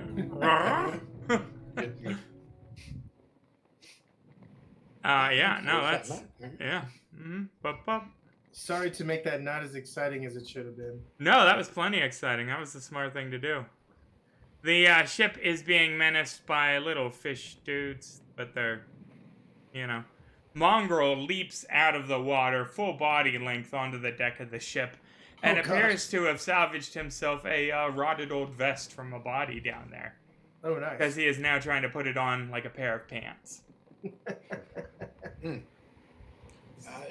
Someone show him how to do that, please. And goes over to the so Scroot with the tools in there. Is somebody going to help me aboard my leg? I give him a hand. I try to lift him out of the water. Yeah. I mean, he's a couple 100 pounds of crab dude, but he gets up there. Starts to clean his eye stalk. He drops it down into his mouth, his little tiny, phalanges working.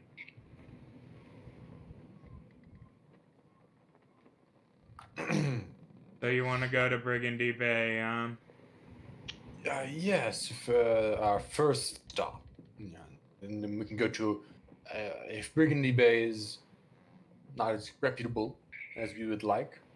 You're a long way from reputable. We have time.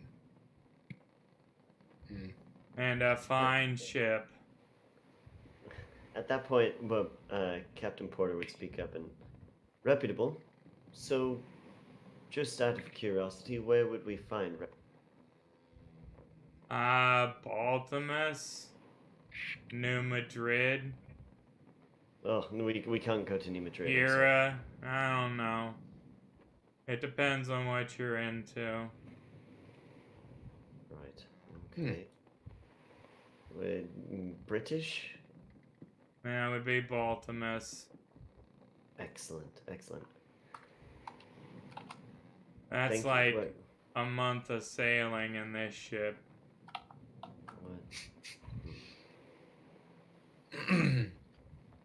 Okay, well. Right. For now, though, Brigandy Bay.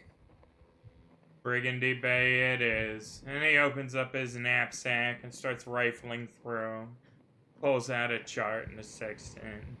You know, does the calculations quite deftly. And he goes, that way. Let's go. And that way it is. All right. Excellent. You now have instrumentation, including a compass, so no negatives, and it will be a +1 to your next boating roll.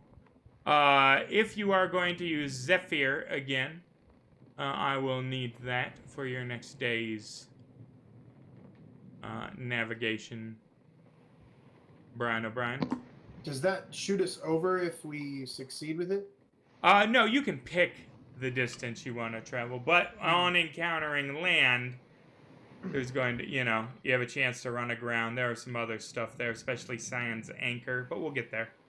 Yeah. So Brian is feeling a little fatigued from the last time he ran Zephyr, and so he consults with the captain. Well, Brian regains 1 power point an hour and had 8 hours of sleep, so should be less fatigued. All right. Then he is definitely less fatigued. Then he is more than eager to. How many hours has it been? Yeah. Put the winds at the back. Let's see it.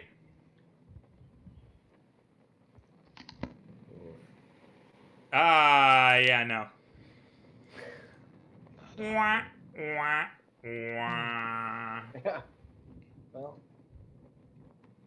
Now, I am curious. Give me a second here. This is our first He must be failed really Zephyr.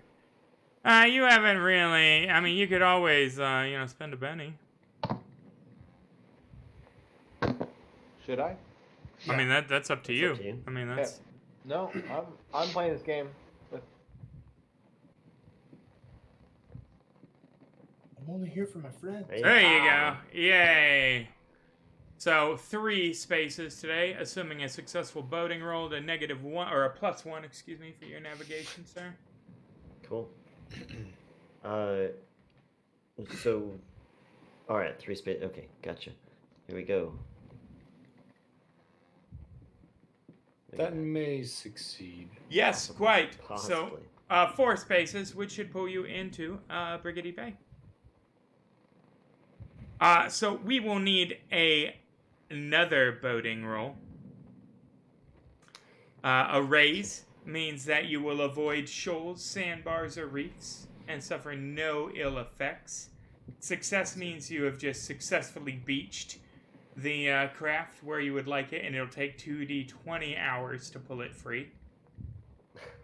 And failure indicates it is run aground, and the vehicle is wrecked, and everybody must swim to land or drown.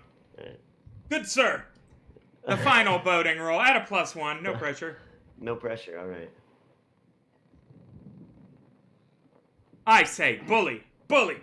All right. Quite good. With a raise, you have successfully avoided all the shoals, sandbars, and reefs on the outside of Brigandy Bay, and find yourself able to put in the boat.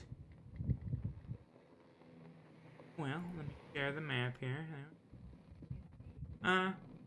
Right along there, right where it is most ideal to have done so. Oh, well, all right.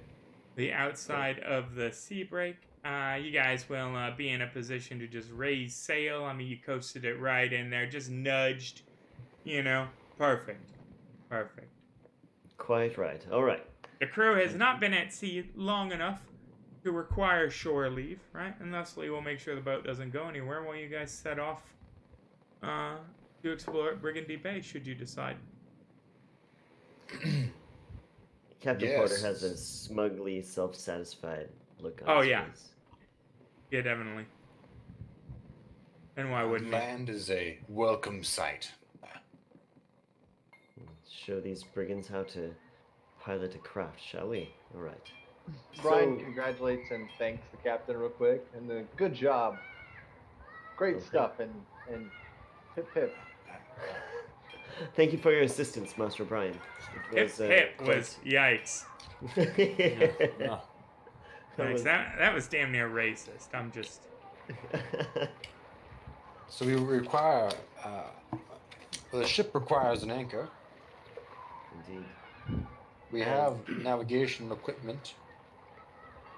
Probably should tie down the boat, or is that another thing we need to do? Well, we don't have an anchor. Yeah, nothing to really That's- tie off to. It's, Are we not on the pier? No, you are next to the shore on the far side of a jetty with a strange-looking lighthouse that is not currently functional on top of it. It's an architecture the likes of which you've never seen before. Big sweeping curves. It is black, the structure is, with gilding, gold ornamentation. Very ostentatious. Almost Turkish, if you had to, assign it an architectural style. It stands I in ask if- stark contrast to the shanty town that lies in front of you, buildings stacked on top of buildings, a crowded market. I inquire amongst the crew that we've acquired if any one of them has been to Brigandy Bay before. We require a guide. Senor Figueroa, yeah, I have been here a time or two. Senor, would you be so kind as to guide us around this place? Well, Yes. there's the market, alright, which is clearly marked number 3 on your map, if you'll notice. There you could find a smith. This isn't a deep water harbor, so there's no careening services offered. But you could probably find an anchor or a substitute there, assuming you had the requisite wages. Brigandy Bay doesn't have a harbor master or a town watch, so you could also find yourself, a slave or some opium or any number of more savory or unsavory delights, depending on your particulars. Is there any sort of renowned healer, or at this point, I would be okay with just a healer. This headache is not leaving me. You can maybe ask in one of the taverns in the rat side. I would recommend the Black Queen if you were going to go anywhere, though. That's the... most of the food there isn't rotted through. That is my first stop, and then I can meet people in the bazaar, but I needs must rid myself of this pain. I feel as my skull is cracked. It looks a little cracked. You got a soft spot. Are we gonna have trouble communicating with a lot of people here? Some people speak English, but most people speak Massaquani. Keep an ear out for it. You listen a couple of months, you'll pick it up. Master Smith, you speak Massaquani, yes? No, sir. I've been here 2 weeks, sir. Well, then, Master Senor Figueroa, would you? Is anybody else heading to the Black Queen? What is the game plan, guys? Good question. Scoot has a little bit of cash. And he wants to fuck. And Oh, you're in the right place, Master Street. he'll pull the captain and maybe Chef aside. Say, Captain, I've got this gold left over from character creation. Maybe this is enough to purchase an anchor? I was going to buy my freedom with this, sir, but... Right. Real quick. So, speaking of out of character for a minute,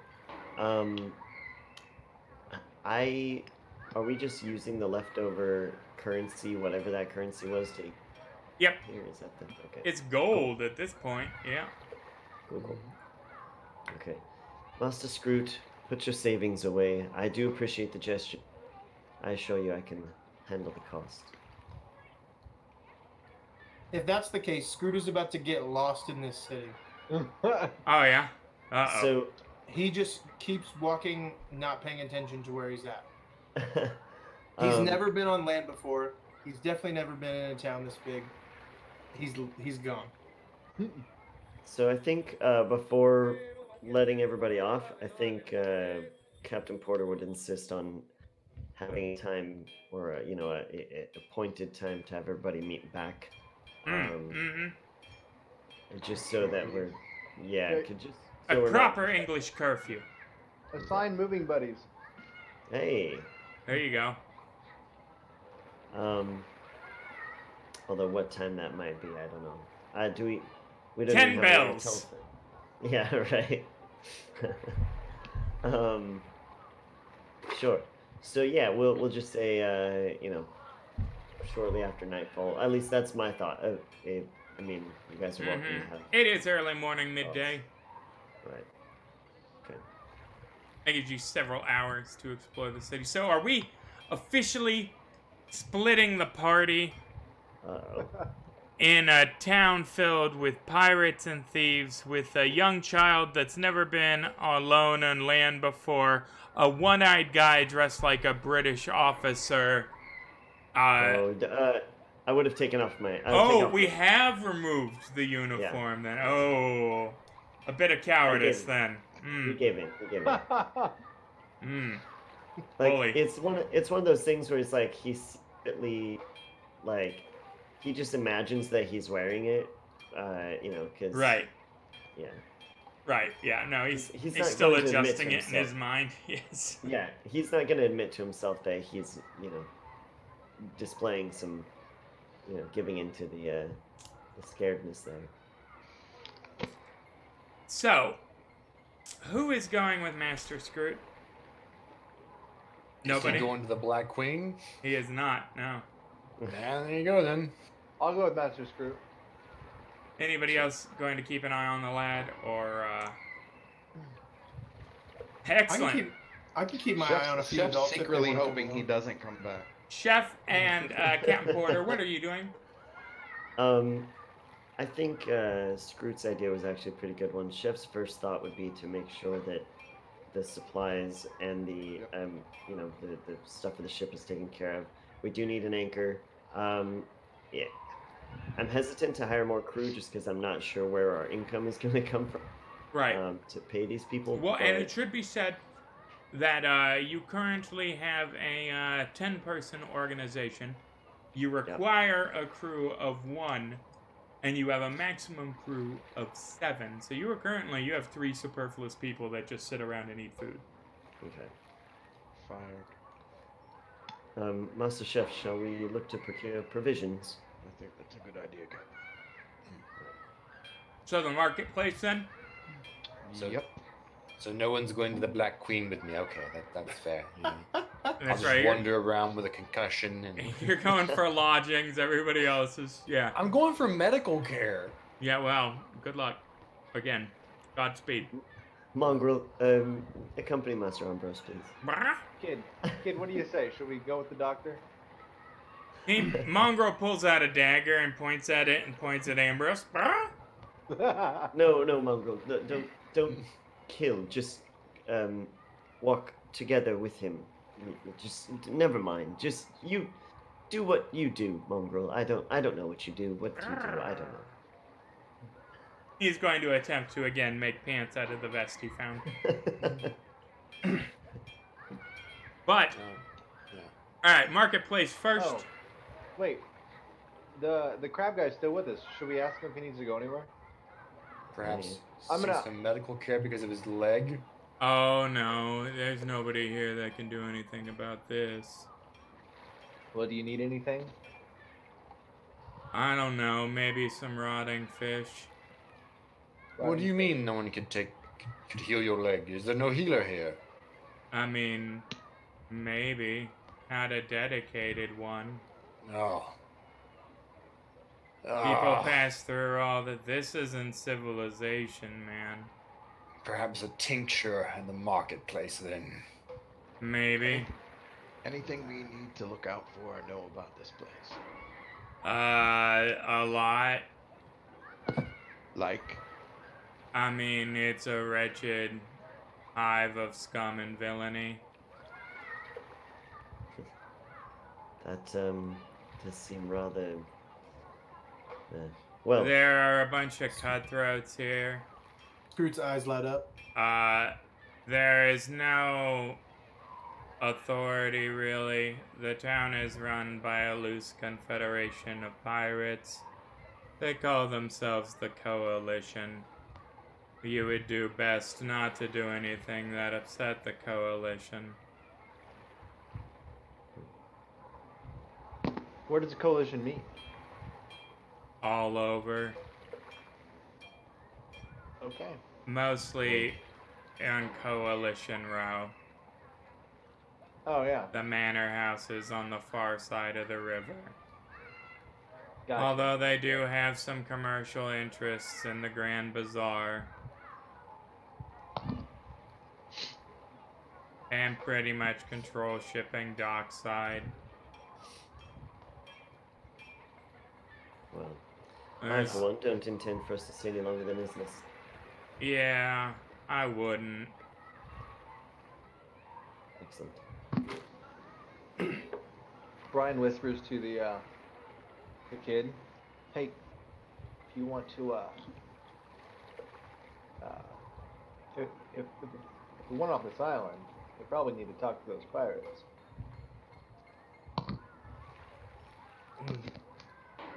Maybe we do, maybe we don't. If I we spoke their language, I probably would. But I need to this bazaar. We can talk on the way there. One of them is a Frenchman. Ow. Perhaps we'd burn this island to the ground. Yes, he goes by a La Sanguine. He does? What kind of a foolish name is that? A French vampire. Apparently it means the blood or something. It means he's a damn fool is what it means. Do these French not have normal names? I mean, seriously. I'm pretty sure his mother didn't name him that, but I'm not an expert on visitor customs. Captain, as much as I'd love to sit around talking to a talking crab, I think we need to get these provisions. Ambrose, maybe we meet you at this Black Queen.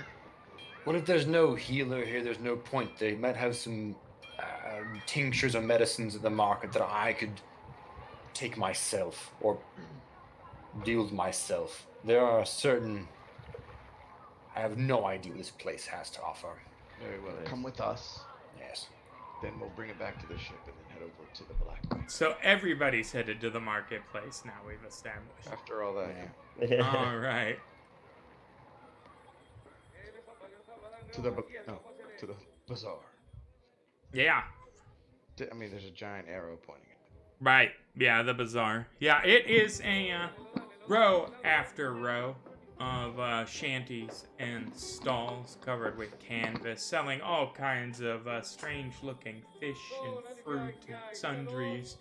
There are strange smells, the likes of which you have never encountered before, heavy incenses wafting. People walking up and offering you things that you've never seen before, talking at you in their strange, not quite English tongue. It's clear through their body language that they're selling you stuff. It should be noted that humans, at least as far as you would understand them, represent the minority of the crowd here. There are several of the multicolored people, and again by multicolored I mean they have yellow hair, purple skin, they're 3 feet tall and 200 pounds, some of them. There are some of them that are 7 feet tall and 120 pounds, all vibrant colors, exotic, speaking their strange tongue. There are walrus people trudging about. A couple of the red men, in fact, walking next to each other through a crowd, snarling. And it is a wide variety of races that you have never seen. You swear you saw a dolphin person their long tendril-like dreads fading into the crowd rapidly. But yeah, it is a busy marketplace. When I will need suddenly Scroot in agility roll.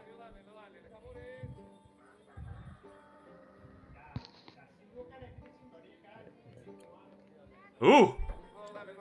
You feel your quiver released from your back and turn around and grab the strap just in time to see a tiny monkey wearing a fez and a vest snatch it and go and run up the wall with all your arrows.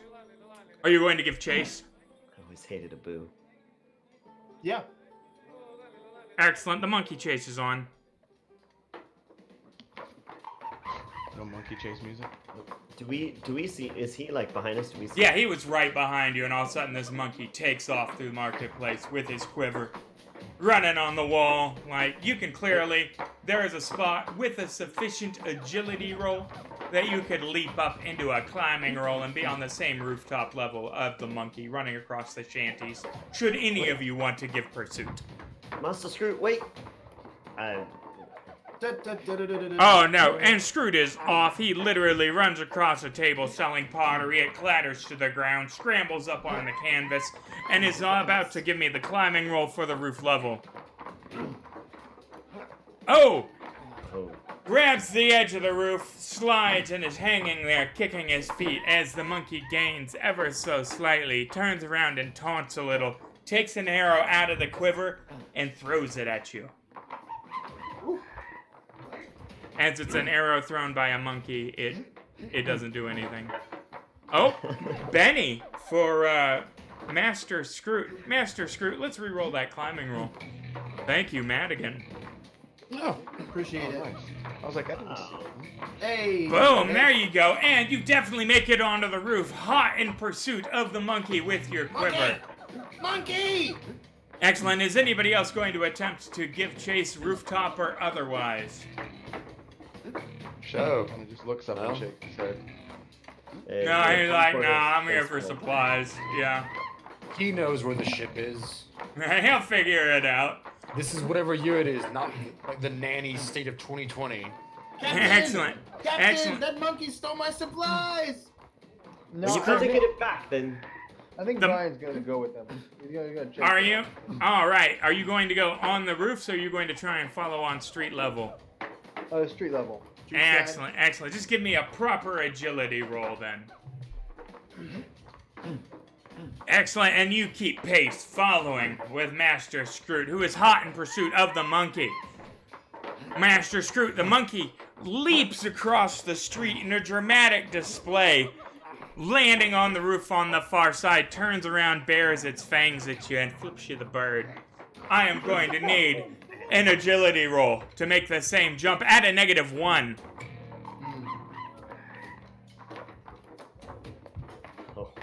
Leaping through the air, you land and tumble, the shanty roof caving in slightly underneath you, dust kicking up, and the pursuit is still hot on. The monkey, little like, damn, all right. He's a little shy. He was mid-flipping you the bird, and he goes, oh, maybe turn this one down. Yeah, no. Now, and the pursuit is nigh finished. It doesn't look like he's gonna have anywhere else to go. He gets himself cornered in a wall on top of the shanties, right, and takes out an arrow and menaces you with it. With one climbing roll, you can close the distance. Is there a way I could do like a throwing roll to pin my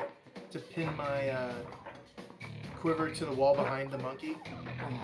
Wait, how would you do that? What would that be? Like a knife throw? Wait, so you were going to try and take your knife, throw it at the monkey who's holding the quiver, and pin the quiver to the wall. Yeah. All right, So throwing shot. called shot, -2.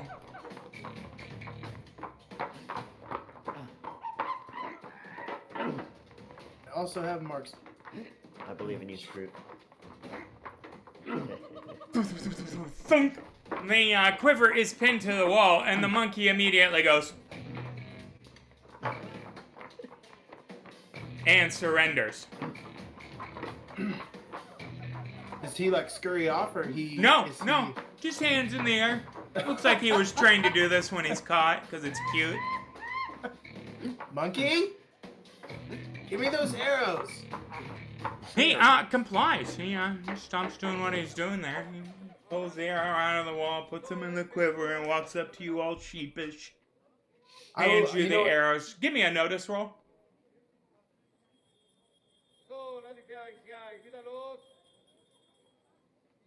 There is a fellow tucked in between the two buildings, one of which he was standing on top of, that is quite recently deaded. It looks like his throat was slit.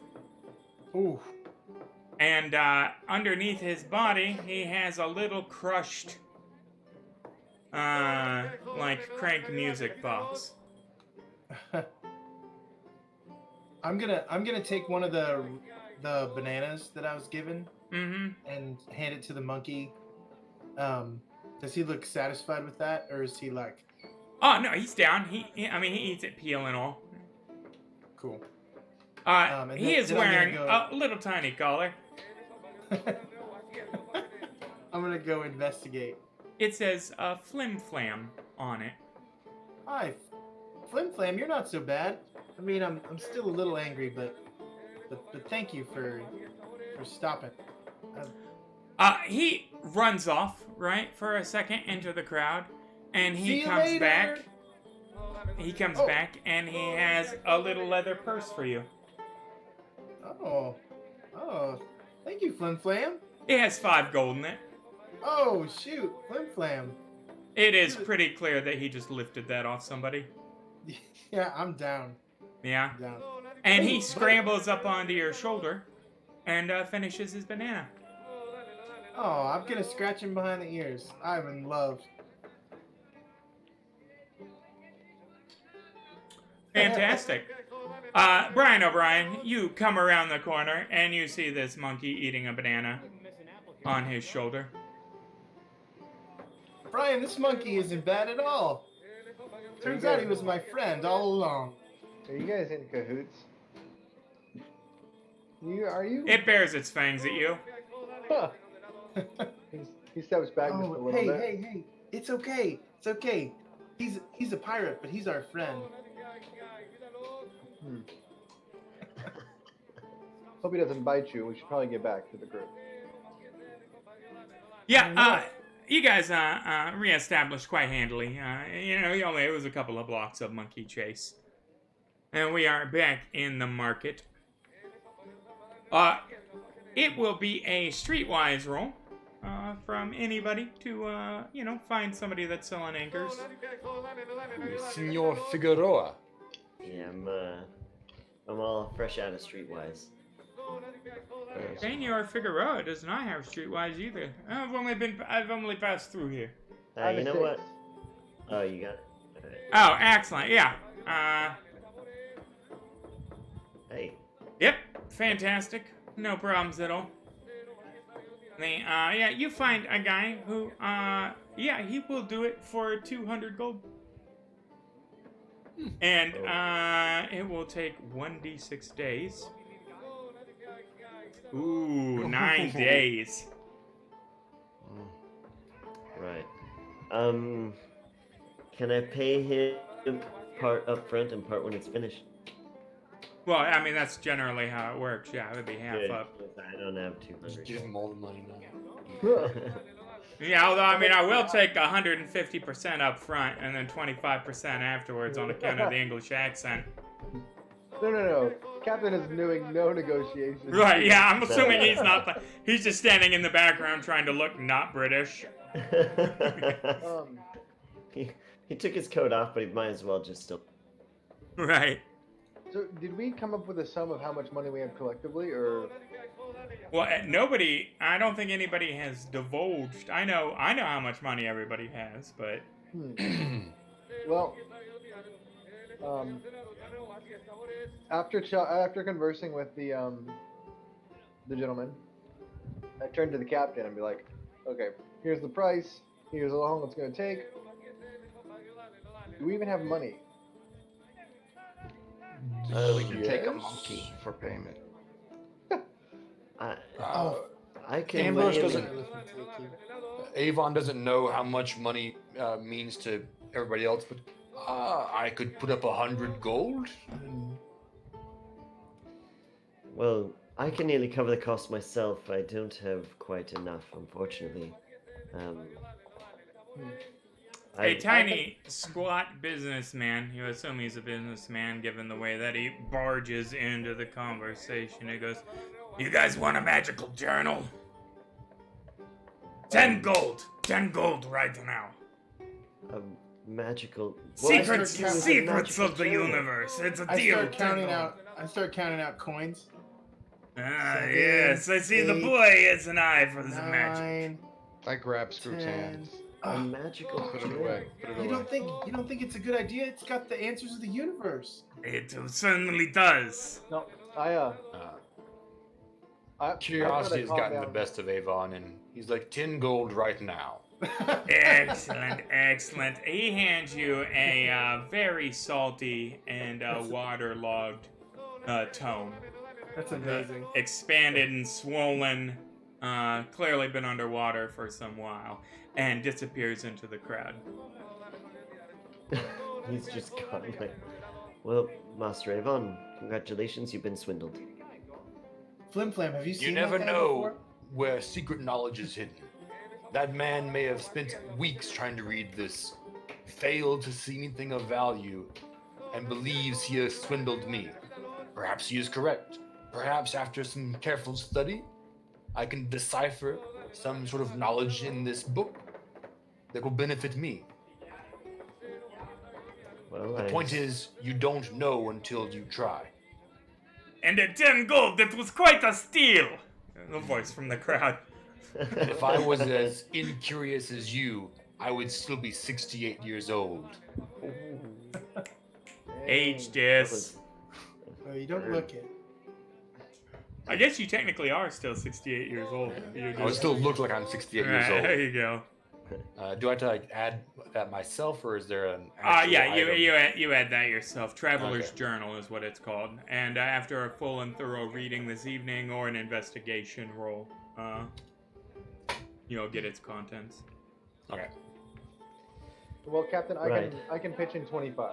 I'll be honest with you. That's about all I got. Right. I can put up the majority of it, I believe. It's I'm looking through my money. I've got 163. So like I said that I could give 100. So if we give half now, I can just give the man 100 gold now Yeah. to start work, and we can worry about the remainder of that. Well, and you guys In- are going to in need to 9 pay for days. 9 days of lodging, provisions, so- you know. I'm I'm not sure gonna there's work disclose around here, though, you know. how much I have, but don't worry about me. Well, it's So- clear that we'll need some sort of income. Unfortunately, I don't suppose if we stay here much longer, I can support the entire crew myself. So we'll need to find something to busy ourselves with, won't we? Alright, docks. The docks. And the guy making the anchor speaks English or Masani? He speaks Maswani? both. Okay. Well, He's if a we are tradesman. engaged in a contract for one anchor for a skiff, then I have half of the required sum here, sir. And I count out, 10 stacks of 10 gold coins. Turns from his anvil, spits on his hand, and extends it. I look over to the captain.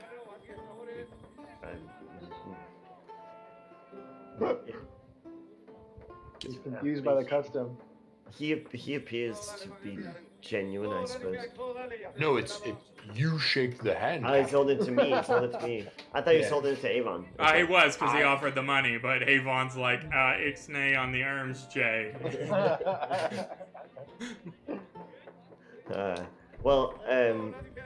Captain will then, seeing that Avon doesn't want to shake, Captain will shake. I suppose it is my right. Yes. Mm-hmm. This bargain is struck with me.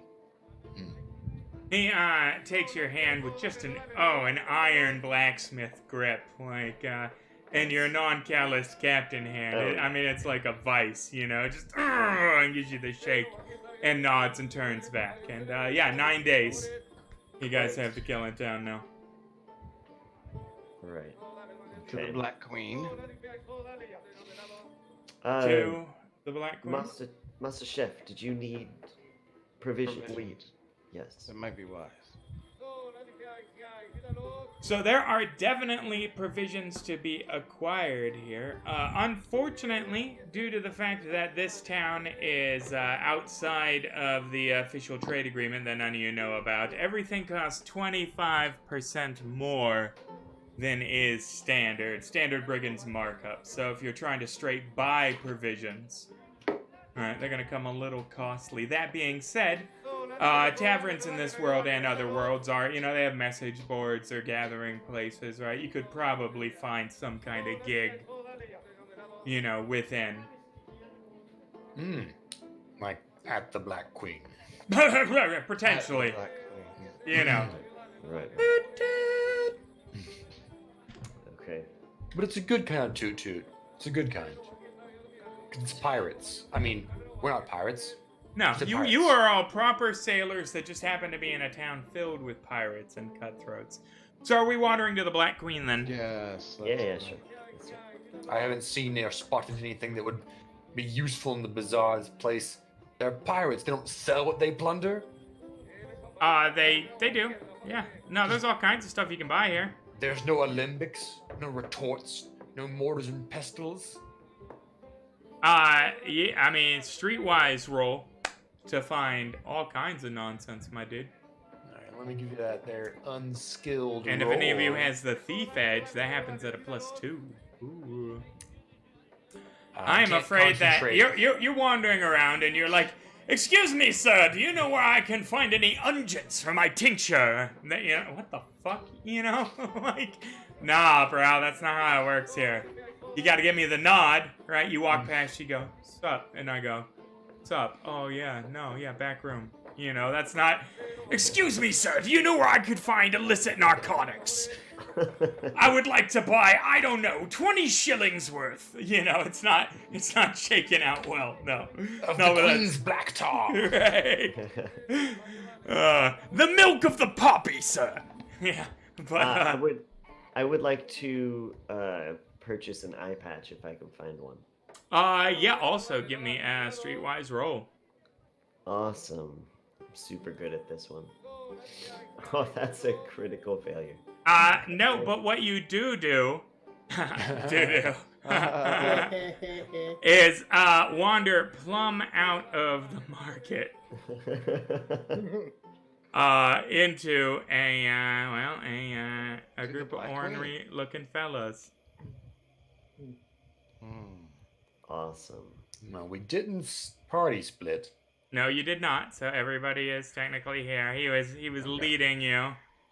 Yeah, I feel like I was just insistent that we... Right. We will find eye patches this way, you say. And you certainly will not. Let me get Mongrel off there. As captain, I have an innate sense of direction. I just really need a vigor roll that succeeds. I know, right? You're not doing great. That's so rough. And I am afraid that you have taken a back turn No, they're gonna burn. into an alley filled with a bunch of belligerents. Alright, and they turn and they, look at you. And one of them saunters up and gives you a little poke on the chest, Captain Porter. And says, Excuse you. "This is Captain Scurvy territory. That'll be 20 gold a person to pass through this here alley." We shall pay no such toll. Now be gone. Ha! You hear that, boys? He's not gonna pay the toll. How about we just turn around and go the other way, Captain? Ah, no, you see, you're already here. There's no turn around and pay. I'm afraid you've already passed the line of demarcation. I would like to make an intimidation roll again, guy. Oh, Say, yeah, by all means. Yeah. It'll happen at a -1. Okay. And I'll say, "And I suggest, good sir, that you listen to this gentleman, that you let us leave. I have seen him tear the limbs off of one of those giant lizards back in Toreth Ka. with his bare hands. Before you roll, I'm going to help this intimidation roll because I'm going to raise one on my right hand and just have a little fireball begin to grow right behind the captain. That will definitely prompt a spirit roll, while a guy talking in a very posh British, I say, sir, he will unhand you like the beasts of Torth Car, right, is one thing. Having a dude go whoosh, you know, in a world where these guys are quite familiar with fire mages, who have one job, by the way. One job, and their job is to just burn you to death horribly, horrifically. One job. Literally, they don't do anything. There's no, like, fire health or, oh, this'll help the ship. No, it's burn. It's burn. They burn. Right? So, we will see here. Oh, yeah, and he said, you know what? Did I say it was Captain Scurvy territory? I meant that Captain Scurvy would like to welcome you to Brigandy Bay. And, by all means, take your leave. Right. Oh. Thank you. Where were you? The Black Queen? Oh, it's that way. Just that way, sir. Right around the corner there. Oh, an eye patch vendor? Oh, yeah, it's back that way, sir. You just, Is there anything else we can, assist you with, this fine evening? The first time that has ever worked in any game with you ever. I know. Well, fireman, so, like, first of all, these are just pirates, right? They're just dudes with, like, daggers, right? They're ragged, and they've seen fire magic, right? They've been around long enough to be like, we will just burn from the inside out and become pillars of ash. Like, no thank you. And then thirdly, the roll's relative. I mean, he failed that spirit roll, so, no, he's, no, they have decided that they don't want any. That being said, he did mention a Captain Scurvy. And, failing to pay a toll might be an offensive, that's neither here nor there. But they have pointed you to both an eye patch vendor and the Black Queen. Excellent. Quite right. And Cam Porter just, he goes to, like, pull on his jacket and in that very imposing way. It's not there, but he's just like, oh. Right. Quite. That's exactly the outcome he was expecting. Right. Yeah, that's how it works. Did you had your back to Avon too? So he's all whoosh, and you're all, that will not do at all, sir. And oh yes, quite, yeah. This way, Gov. Fantastic. And with that, the Black Queen. Are we headed to the Black Queen then, or are we eye patching it? What's the? Look presentable, I'm glad I set up that battle map. That was. They have eye patches. We can just take their eye patch. Oh, here, sir. Yeah, no, I'm sorry. He spits in it, cleans it on his shirt a little. There you go, sir. Quite. All right. So, the Black Queen. First, it should be noted that the Black Queen is the nicest looking building you've seen in this part of town. It would pass for a dive bar, potentially.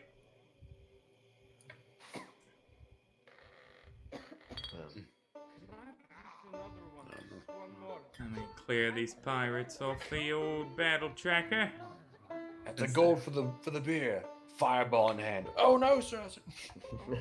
Just everything around, just fireball in hand. Oh my god, I hate. They changed the UI on me, and now, like, all the icons are different. I've been using the same icons for 2.5 years, and then they changed them just today. And so now where was it on the radial menu? There it is. It's gonna take like 3 weeks. It's the worst. But, alrighty.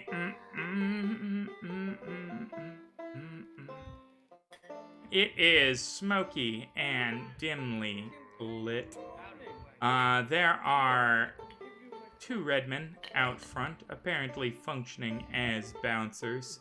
Then give you all the work over. Oh yeah, the wenches. That's right. Nice. I was like, why did it throw random wenches? Because they're allied. They ran towards us. They were like, oh yay!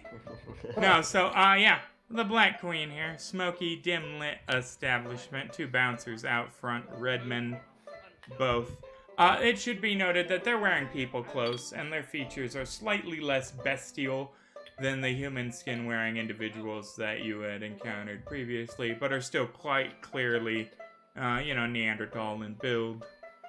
And, yeah. Camp Porter will give him the stink eye walking through. Alright, they give you the stink eye back, quite clearly. Once inside, there is a door leading to what you assume is a private quarters upstairs area, several wenches, to put it kindly, and a large walrus man, tusks, gray skin, whiskers, blubber, shirtless, the whole deal, guarding the door to the upstairs Captain, room. What is that? I have no idea, Master Scroot. Yeah, Captain is just as dumbfounded. Like, what is that? One doesn't walk have a up- cease here. I want to walk up to the walrus man. Alright, he looks down at you. Pardon me, sir. Do you speak English? Oric speaks. I hope you don't mind me asking, but what are you? Can I touch your hair? What are you? I'm just a wee lad. I've just never seen anything quite like you. Well, ever. What is that supposed to mean? Well, you're so Tough? yes. Yeah. Strong? Imposing? I'd love to agree. I'm not sure Scroot would. He's terrified now. Yes. What do they call your kind? Horic! Nice to meet you, Horic. Flim, let's get out of here. One of the wenches walks up and says, "Don't mind Horic. They're named after the sound they make for the first time after they're born. They're not the gosh. sharpest tools in the shed. Isn't that right, Horic, dear?"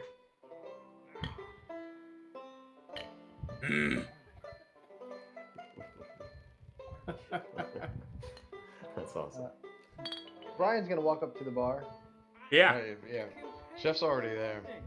All right, he followed right behind Chef. There is a tall, dark-skinned, blue-haired, what you understand to be a Masakwani, bright yellow eyes, standing behind the bar.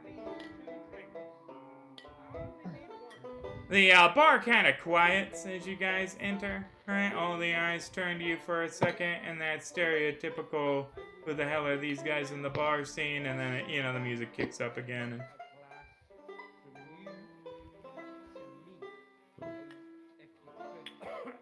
And what'll it be? Do you have any milk? Ale. We have grog and rum. Grog, please. 1 gold. 1 gold. He slides a slightly chunky, slightly opaque beverage across the counter in a leaky wooden cup. Grog. He sees that it's leaking, so he just chugs it. Doesn't even think about it. Yeah.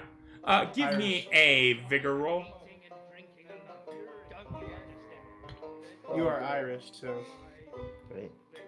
Yeah, but we don't believe in racial stereotypes. You're gonna have to leave, because it is, not quality grog, and you're gonna throw up.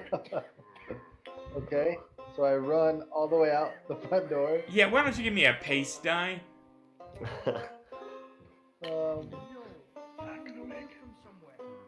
Where? Could if What? you get a 6. What do I need for a pace? Your main character sheet. There we go. So, if you Good? There's actually a run button. oh yeah, you Over just by hit the the run modifier. button on your Oh. character. Yeah, that works too. Oh yeah, there you go, bully. 10 squares is as far as you can make it. 7,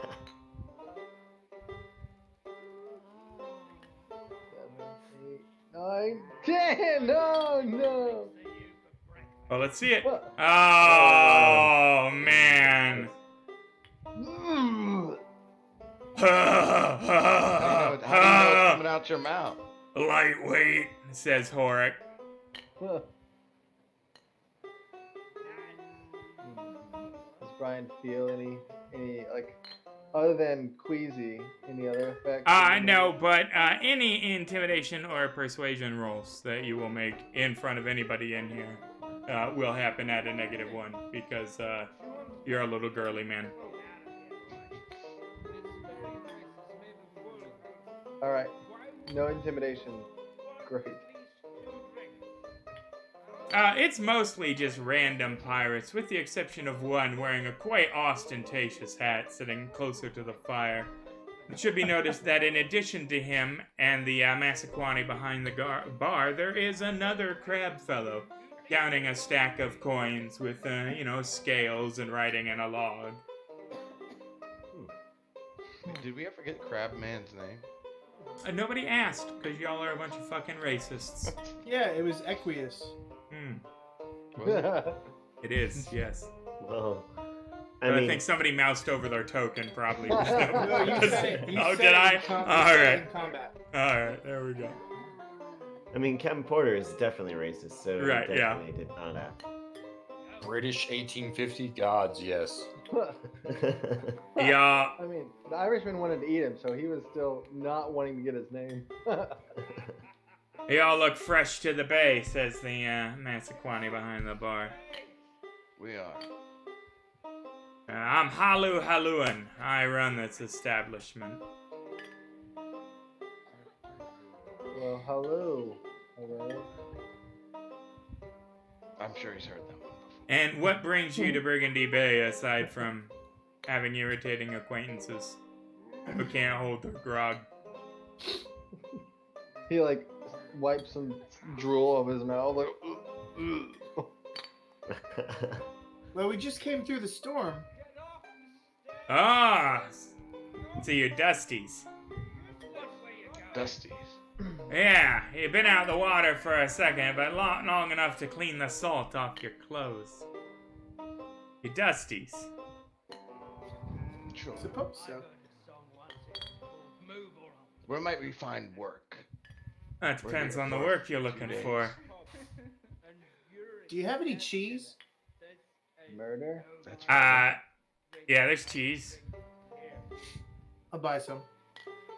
Yeah, excellent. Are you buying a provision worth of cheese? Yeah, and I'm gonna split it with the monkey. You're gonna feed your monkey cheese. Wikipedia said. He's gonna learn. Yeah, you're gonna learn. You're gonna learn real fast that this monkey ain't wearing a diaper and he's hanging out on your shoulder. I've never seen a monkey before, so I'm gonna feed it anything I want to feed. Yeah, man, it happily eats the cheese. Yeah, and you remove 1 gold for a hunk of cheese. Yeah. Mm. Ooh. Mm. Chef tries to buy some provision. That would be better handled at the marketplace. We have foods here, which are different. Foods are single meal, provisions are whole day rations, if you will. Gotcha. Well, we run a ship. We have a crew, so probably most sailing ventures would probably be appropriate. Most sailing ventures. Well, what kind of ship you running then? You got a man of war? You got a galleon? It's a skiff.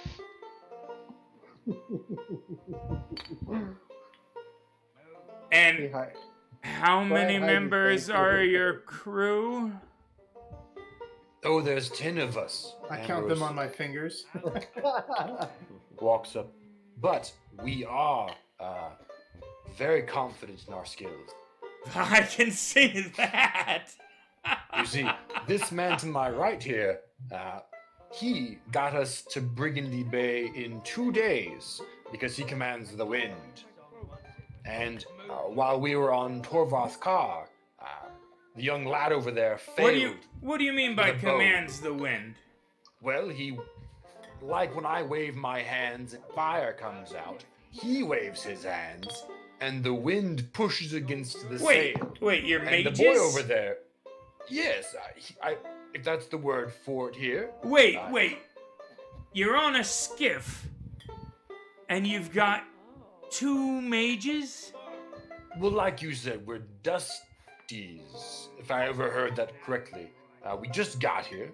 We have, like, I just kind of pause and, like, kind of hold the head a little bit. We just got here, and there was a giant man ape that came out of a pool of blood.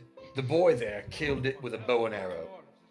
We burned down several of the red men. And the boat, the skiff, yes, he pushed it here with the wind. Well, if you're mages, it might be that you could give us a hand. Yes, for in exchange, of course, for gold and yes. How about this? I will provide your mighty vessel a month's worth of provisions, should you be able to accomplish a completely legal task that could use the deft touch of a mage. Certainly. I mean, I don't know what legality has to do in a bay of pirates, but... Well, sometimes it doesn't hurt to specify. Of course. What did you have in mind? I take it you came in through the harbor and you saw the heliograph standing out on the jetty. We did. It used to be that the beacon atop the thing shone day and night, leading people through the shoals to safe harbor here.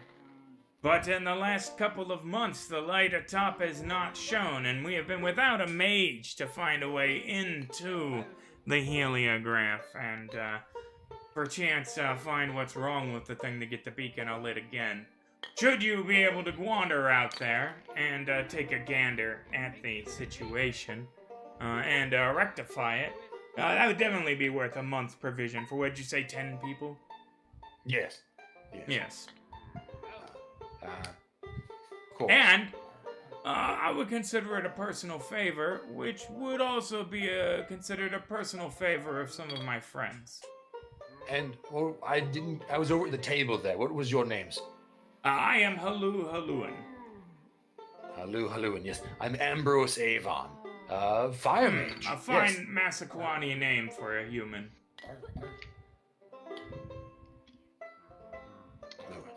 Out of character, all Massaquani have alliterative first and last names.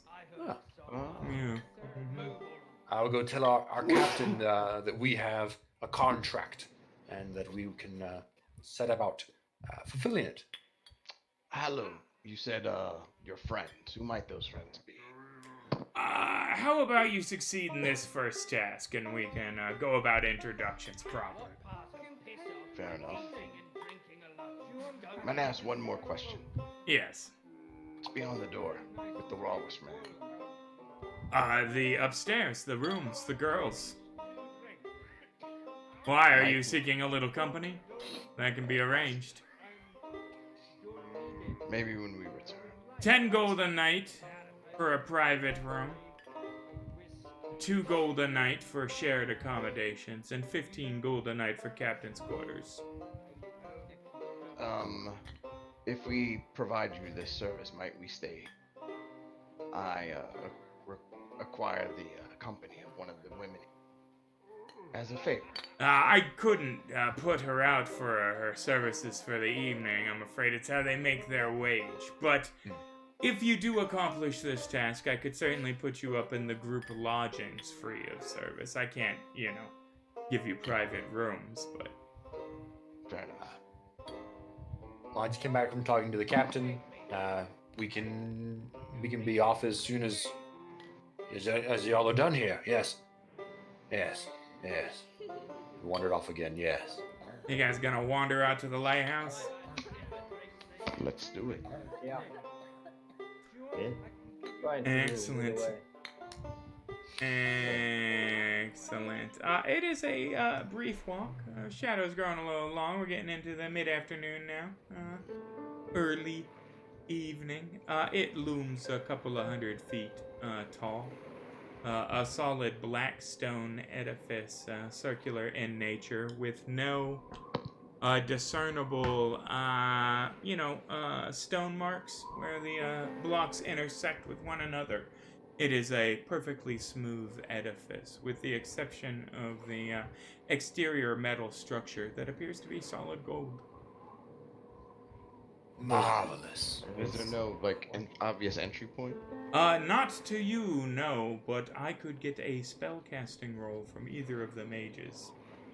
I'll do that. Oh, the one time I Did you don't see get a that? raise on my spell casting? It was a 10, and then it flipped. It was 2 4s. It was 2 4s. No markings available to you on the outside of the structure. How about Can I you, get- Brian O'Brien? Let's say the other. I'm gonna roll a Benny because Oh, it's Benny, almost high. excellent. Nope. Yeah. There's 6. There we go. Yeah. Oh, explosion. It's a fool's errand. I mean, You know or what we excuse forgot? me, any fool could see the clear glowing outline of the door. All you have to do is reach out and grab the glowing handle, and I mean, It's open it. it's right here. Screw Yeah. it. And sure enough, he reaches out and grabs nothing, and the door opens, revealing the interior of the That was heliograph. loud. And the Yeah. tower collapses. And the whole thing kills everybody. Well, it's quite a thick stone door. Thank you. Mm. The inside of the heliograph is filled with beams of light being reflected through a series of mirrors. It seems as though it's capturing the sunlight and focusing it into a beam that plays across the room over and over again. There are tons of dust caught and, motes of dust in the shafts of light in there. And it is still aside from that.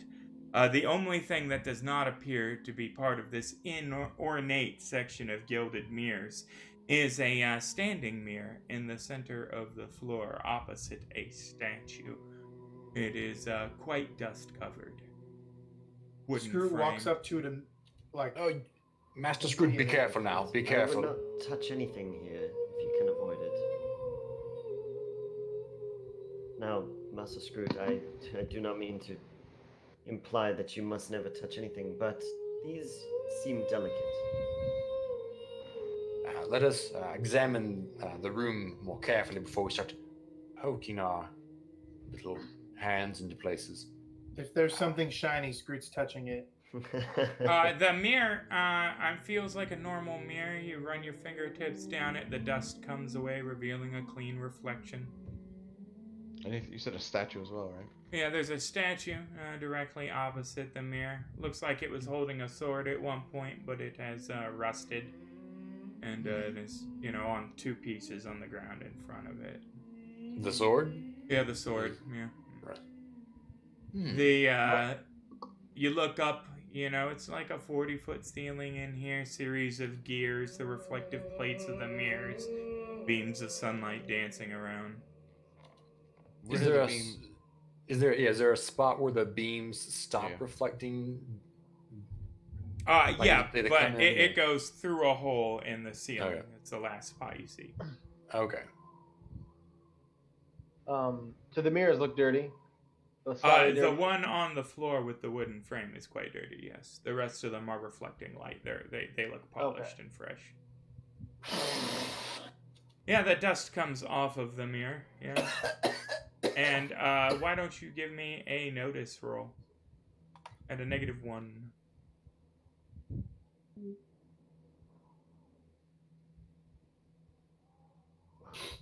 The room reflects back the same, with the exception of... Oh, no, wait a minute. You turn around, right? There's the rusted sword, broken in twain, right? You look in the mirror. Statue's clearly holding the sword. Huh. Kind of do a double take. Chef, Captain, come and see this. Yes, Master Scrooge, what is it? The statue in the mirror's holding a sword, but the statue in the room it's on the ground.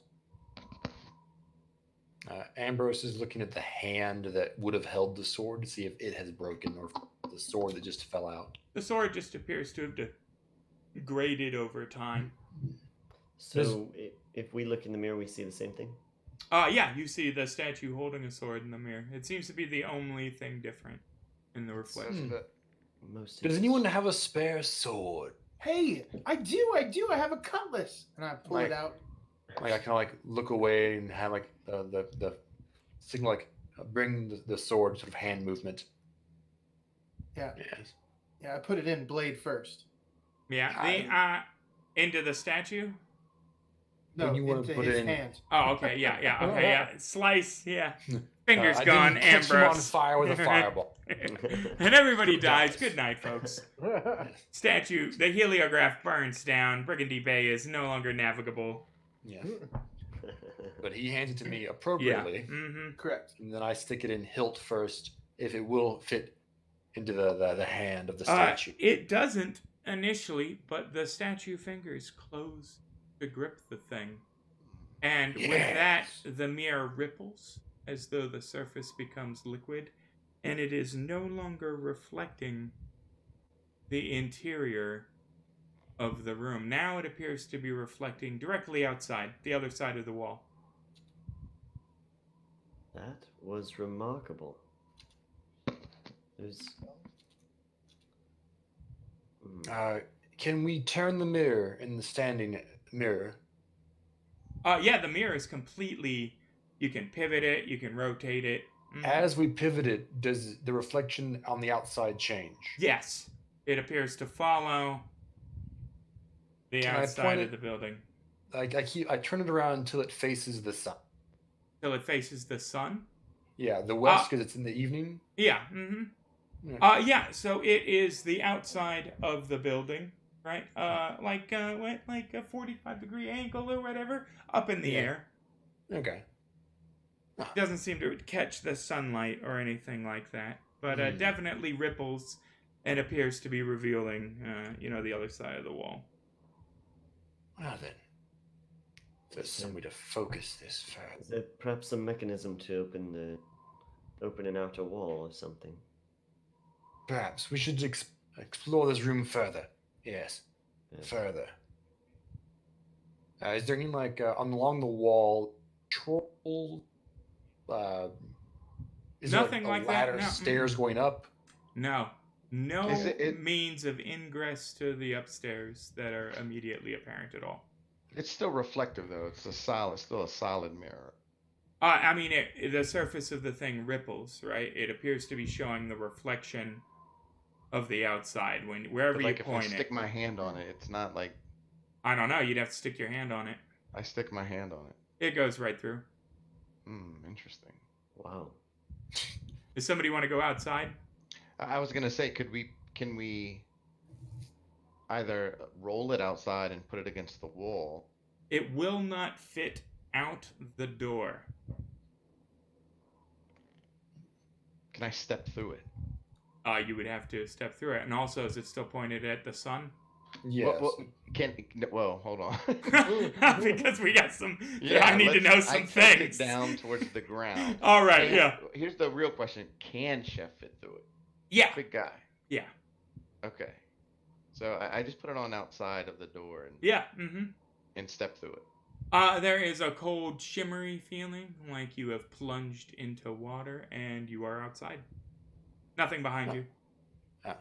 So once he does that, I make it parallel to the ground to point up towards the top of the lighthouse. Yes. No, it appears to reveal a rather ornate room above. And then I climb through that now. Yeah. You find yourself in the top room of the tower. Yes. There are rows and rows of books, right? And you see the light goes up to something that is covered with a shade. And there is a glowing fellow with tentacles for a face, hovering about absent-mindedly tending to things. He doesn't seem to notice you.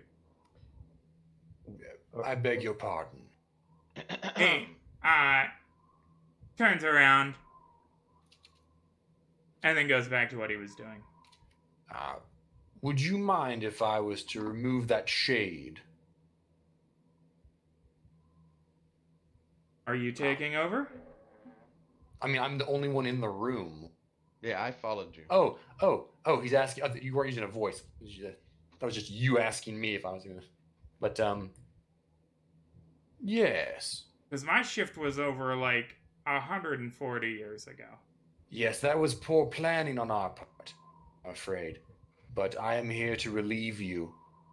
So you have the writ then. Let me see it. It was not given, unfortunately. They do not give out writs anymore for this job. It's been 140 years. Times have changed. Do you require a writ? I mean, that's how these things go. That's the process. Well, there is no writ. Well, I mean, how do I know that this has been signed and certified then? How did you? Well, I mean, but wait a minute. You wouldn't have been able to use the mirror door if they didn't give you a writ. Well, I am earnest in completing the How job. long's your sentence? Oh, we're not prisoners. This is a job. Well, things have changed. Yes, this is a it's job. A job, yeah. Yes. I mean, but I'm to be compensated for this. Wait. This is not a punishment. I've agreed to do this in exchange for goods.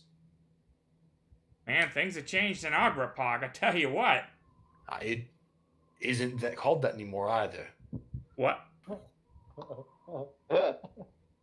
What? You are the, I believe the correct term is lighthouse keeper for Brigandy Bay. Yes. First of all, this is a mountain outpost. There's no bay about it. I mean, we observe celestial mechanics here. So no. The mirror is the base of what they call a heliograph in Brigandy Bay. The mirror, I pointed it up towards the top of the... No, that's a celestial oscilloscope. This is for a celestial alignment. We're stargazing. Well, they've been using it as a lighthouse to guide ships into the bay. What bay? Brigandy Bay. Upon which this... We're like heliograph. At least 80 miles from a source of water. You better look outside. Should we show you what we're referring to? Well, you're outside the lighthouse. Yeah, I know. It being incorporeal, right? Goes through the mirror, and then wanders out the door there, kind of hovering, and he goes, "Well, son of a bitch." Can we see him come out the window? Yeah, no. So this floating tentacle-faced Cthulhu thing pops out of the mirror, right? It completely ignores you guys. Goes floating past out the door and goes, "Son of a bitch." The old man changed again. The old man, Ambrose, is that you? Why, that's stupid. That's impossible. What's it done? While he's outside, can we remove the shade? Yeah, you can totally remove the shade. Yeah. So I remove the shades while he's. It is clear that there is a brilliant beam of light that protrudes from the heliograph again. It does appear to actually be for celestial observations, but ipso facto coincidentally also functions as a bang-up lighthouse, given the fact that it gathers, coalesces the light, and redirects it. Using magia science. Ooh. From the sunken nation of Agrapog that none of you know about yet. I stick my head back down through the mirror. His head just pops out of this mirror, by the way. It's done. The light works again. I'm staying up in this room for... I don't know. Until the anchor comes, I think. There's a lot of books. I pull my head back through. There are a ton of books, yes. Is there like a bed up there, or? No, not really any amenities. I mean, there's a table, there is a library, and there is the mechanisms that are very arcane and indecipherable even to a studied person such as yourself. My head goes back through the mirror. Actually, I require a bed and food for a week and perhaps a bucket. And then I retreat back through. Captain, should we make it back to the Black Queen? The tentacle face dude appears to be dissipating. Yeah, he's the wind is catching him, and he goes, "Oh, maybe I shouldn't have left," and then disappears. Back to the Black Queen? Yes, we on the way there. You can explain to me what just happened. Wait, can we make this our new hideout? I mean, technically, yes. How Nobody much else knows how to get into it. Unfortunately, you need magic to open the door. If you want to... I mean, if you have to take a leak in the middle of the night, you're going to have to wake up Brian or, I can peek out the mirror. Just point the mirror to the wall and just piss into the mirror.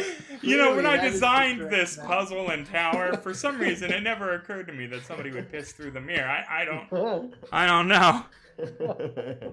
I'm a 15-year-old boy. Right. I'm a piss on it. Well, you know, in Harry Potter, before they... But having solved the riddle of the ancient heliograph, we're going to end our session for the evening. Before you guys log off, we are going to assign a level up. And before our viewers log off, I'm going to thank all of you for watching. Fantastic session this evening. We have progressed the plot substantially, believe it or not. They don't know it yet, but they've put some things into motion. Oh, shit. We are recruiting for our Friday night Saga of the Goblin Horde show. Get a ugly goblin drawn of yourself, beat humans into jelly, and then spread it on bone toast and eat it. Join us for that. That'll be great. We are recruiting players for that. Just hit that Discord button in the chat below. Join in there. Say, I want to be a motherfucking goblin. And we'll make sure you're not a douchebag. You have a good webcam and all of that. And yeah, we'll get you in on it. But with that, thank you, Matt, again, for the follow and for the Benny save in the monkey chase scene. Not only does he still have his arrows, but now he has a little monkey with a throwing poop attack named Flim Flam. That's right. There's a special throwing poop attack for the monkey. And now it's cheesy poop. That's right. Oh, man. And it's going to do +1 damage due to density. But from the League of Gentlemen Explorers to yourself, may your dice always roll hot. And come in tomorrow for Deadlands. Cheers, guys. Night.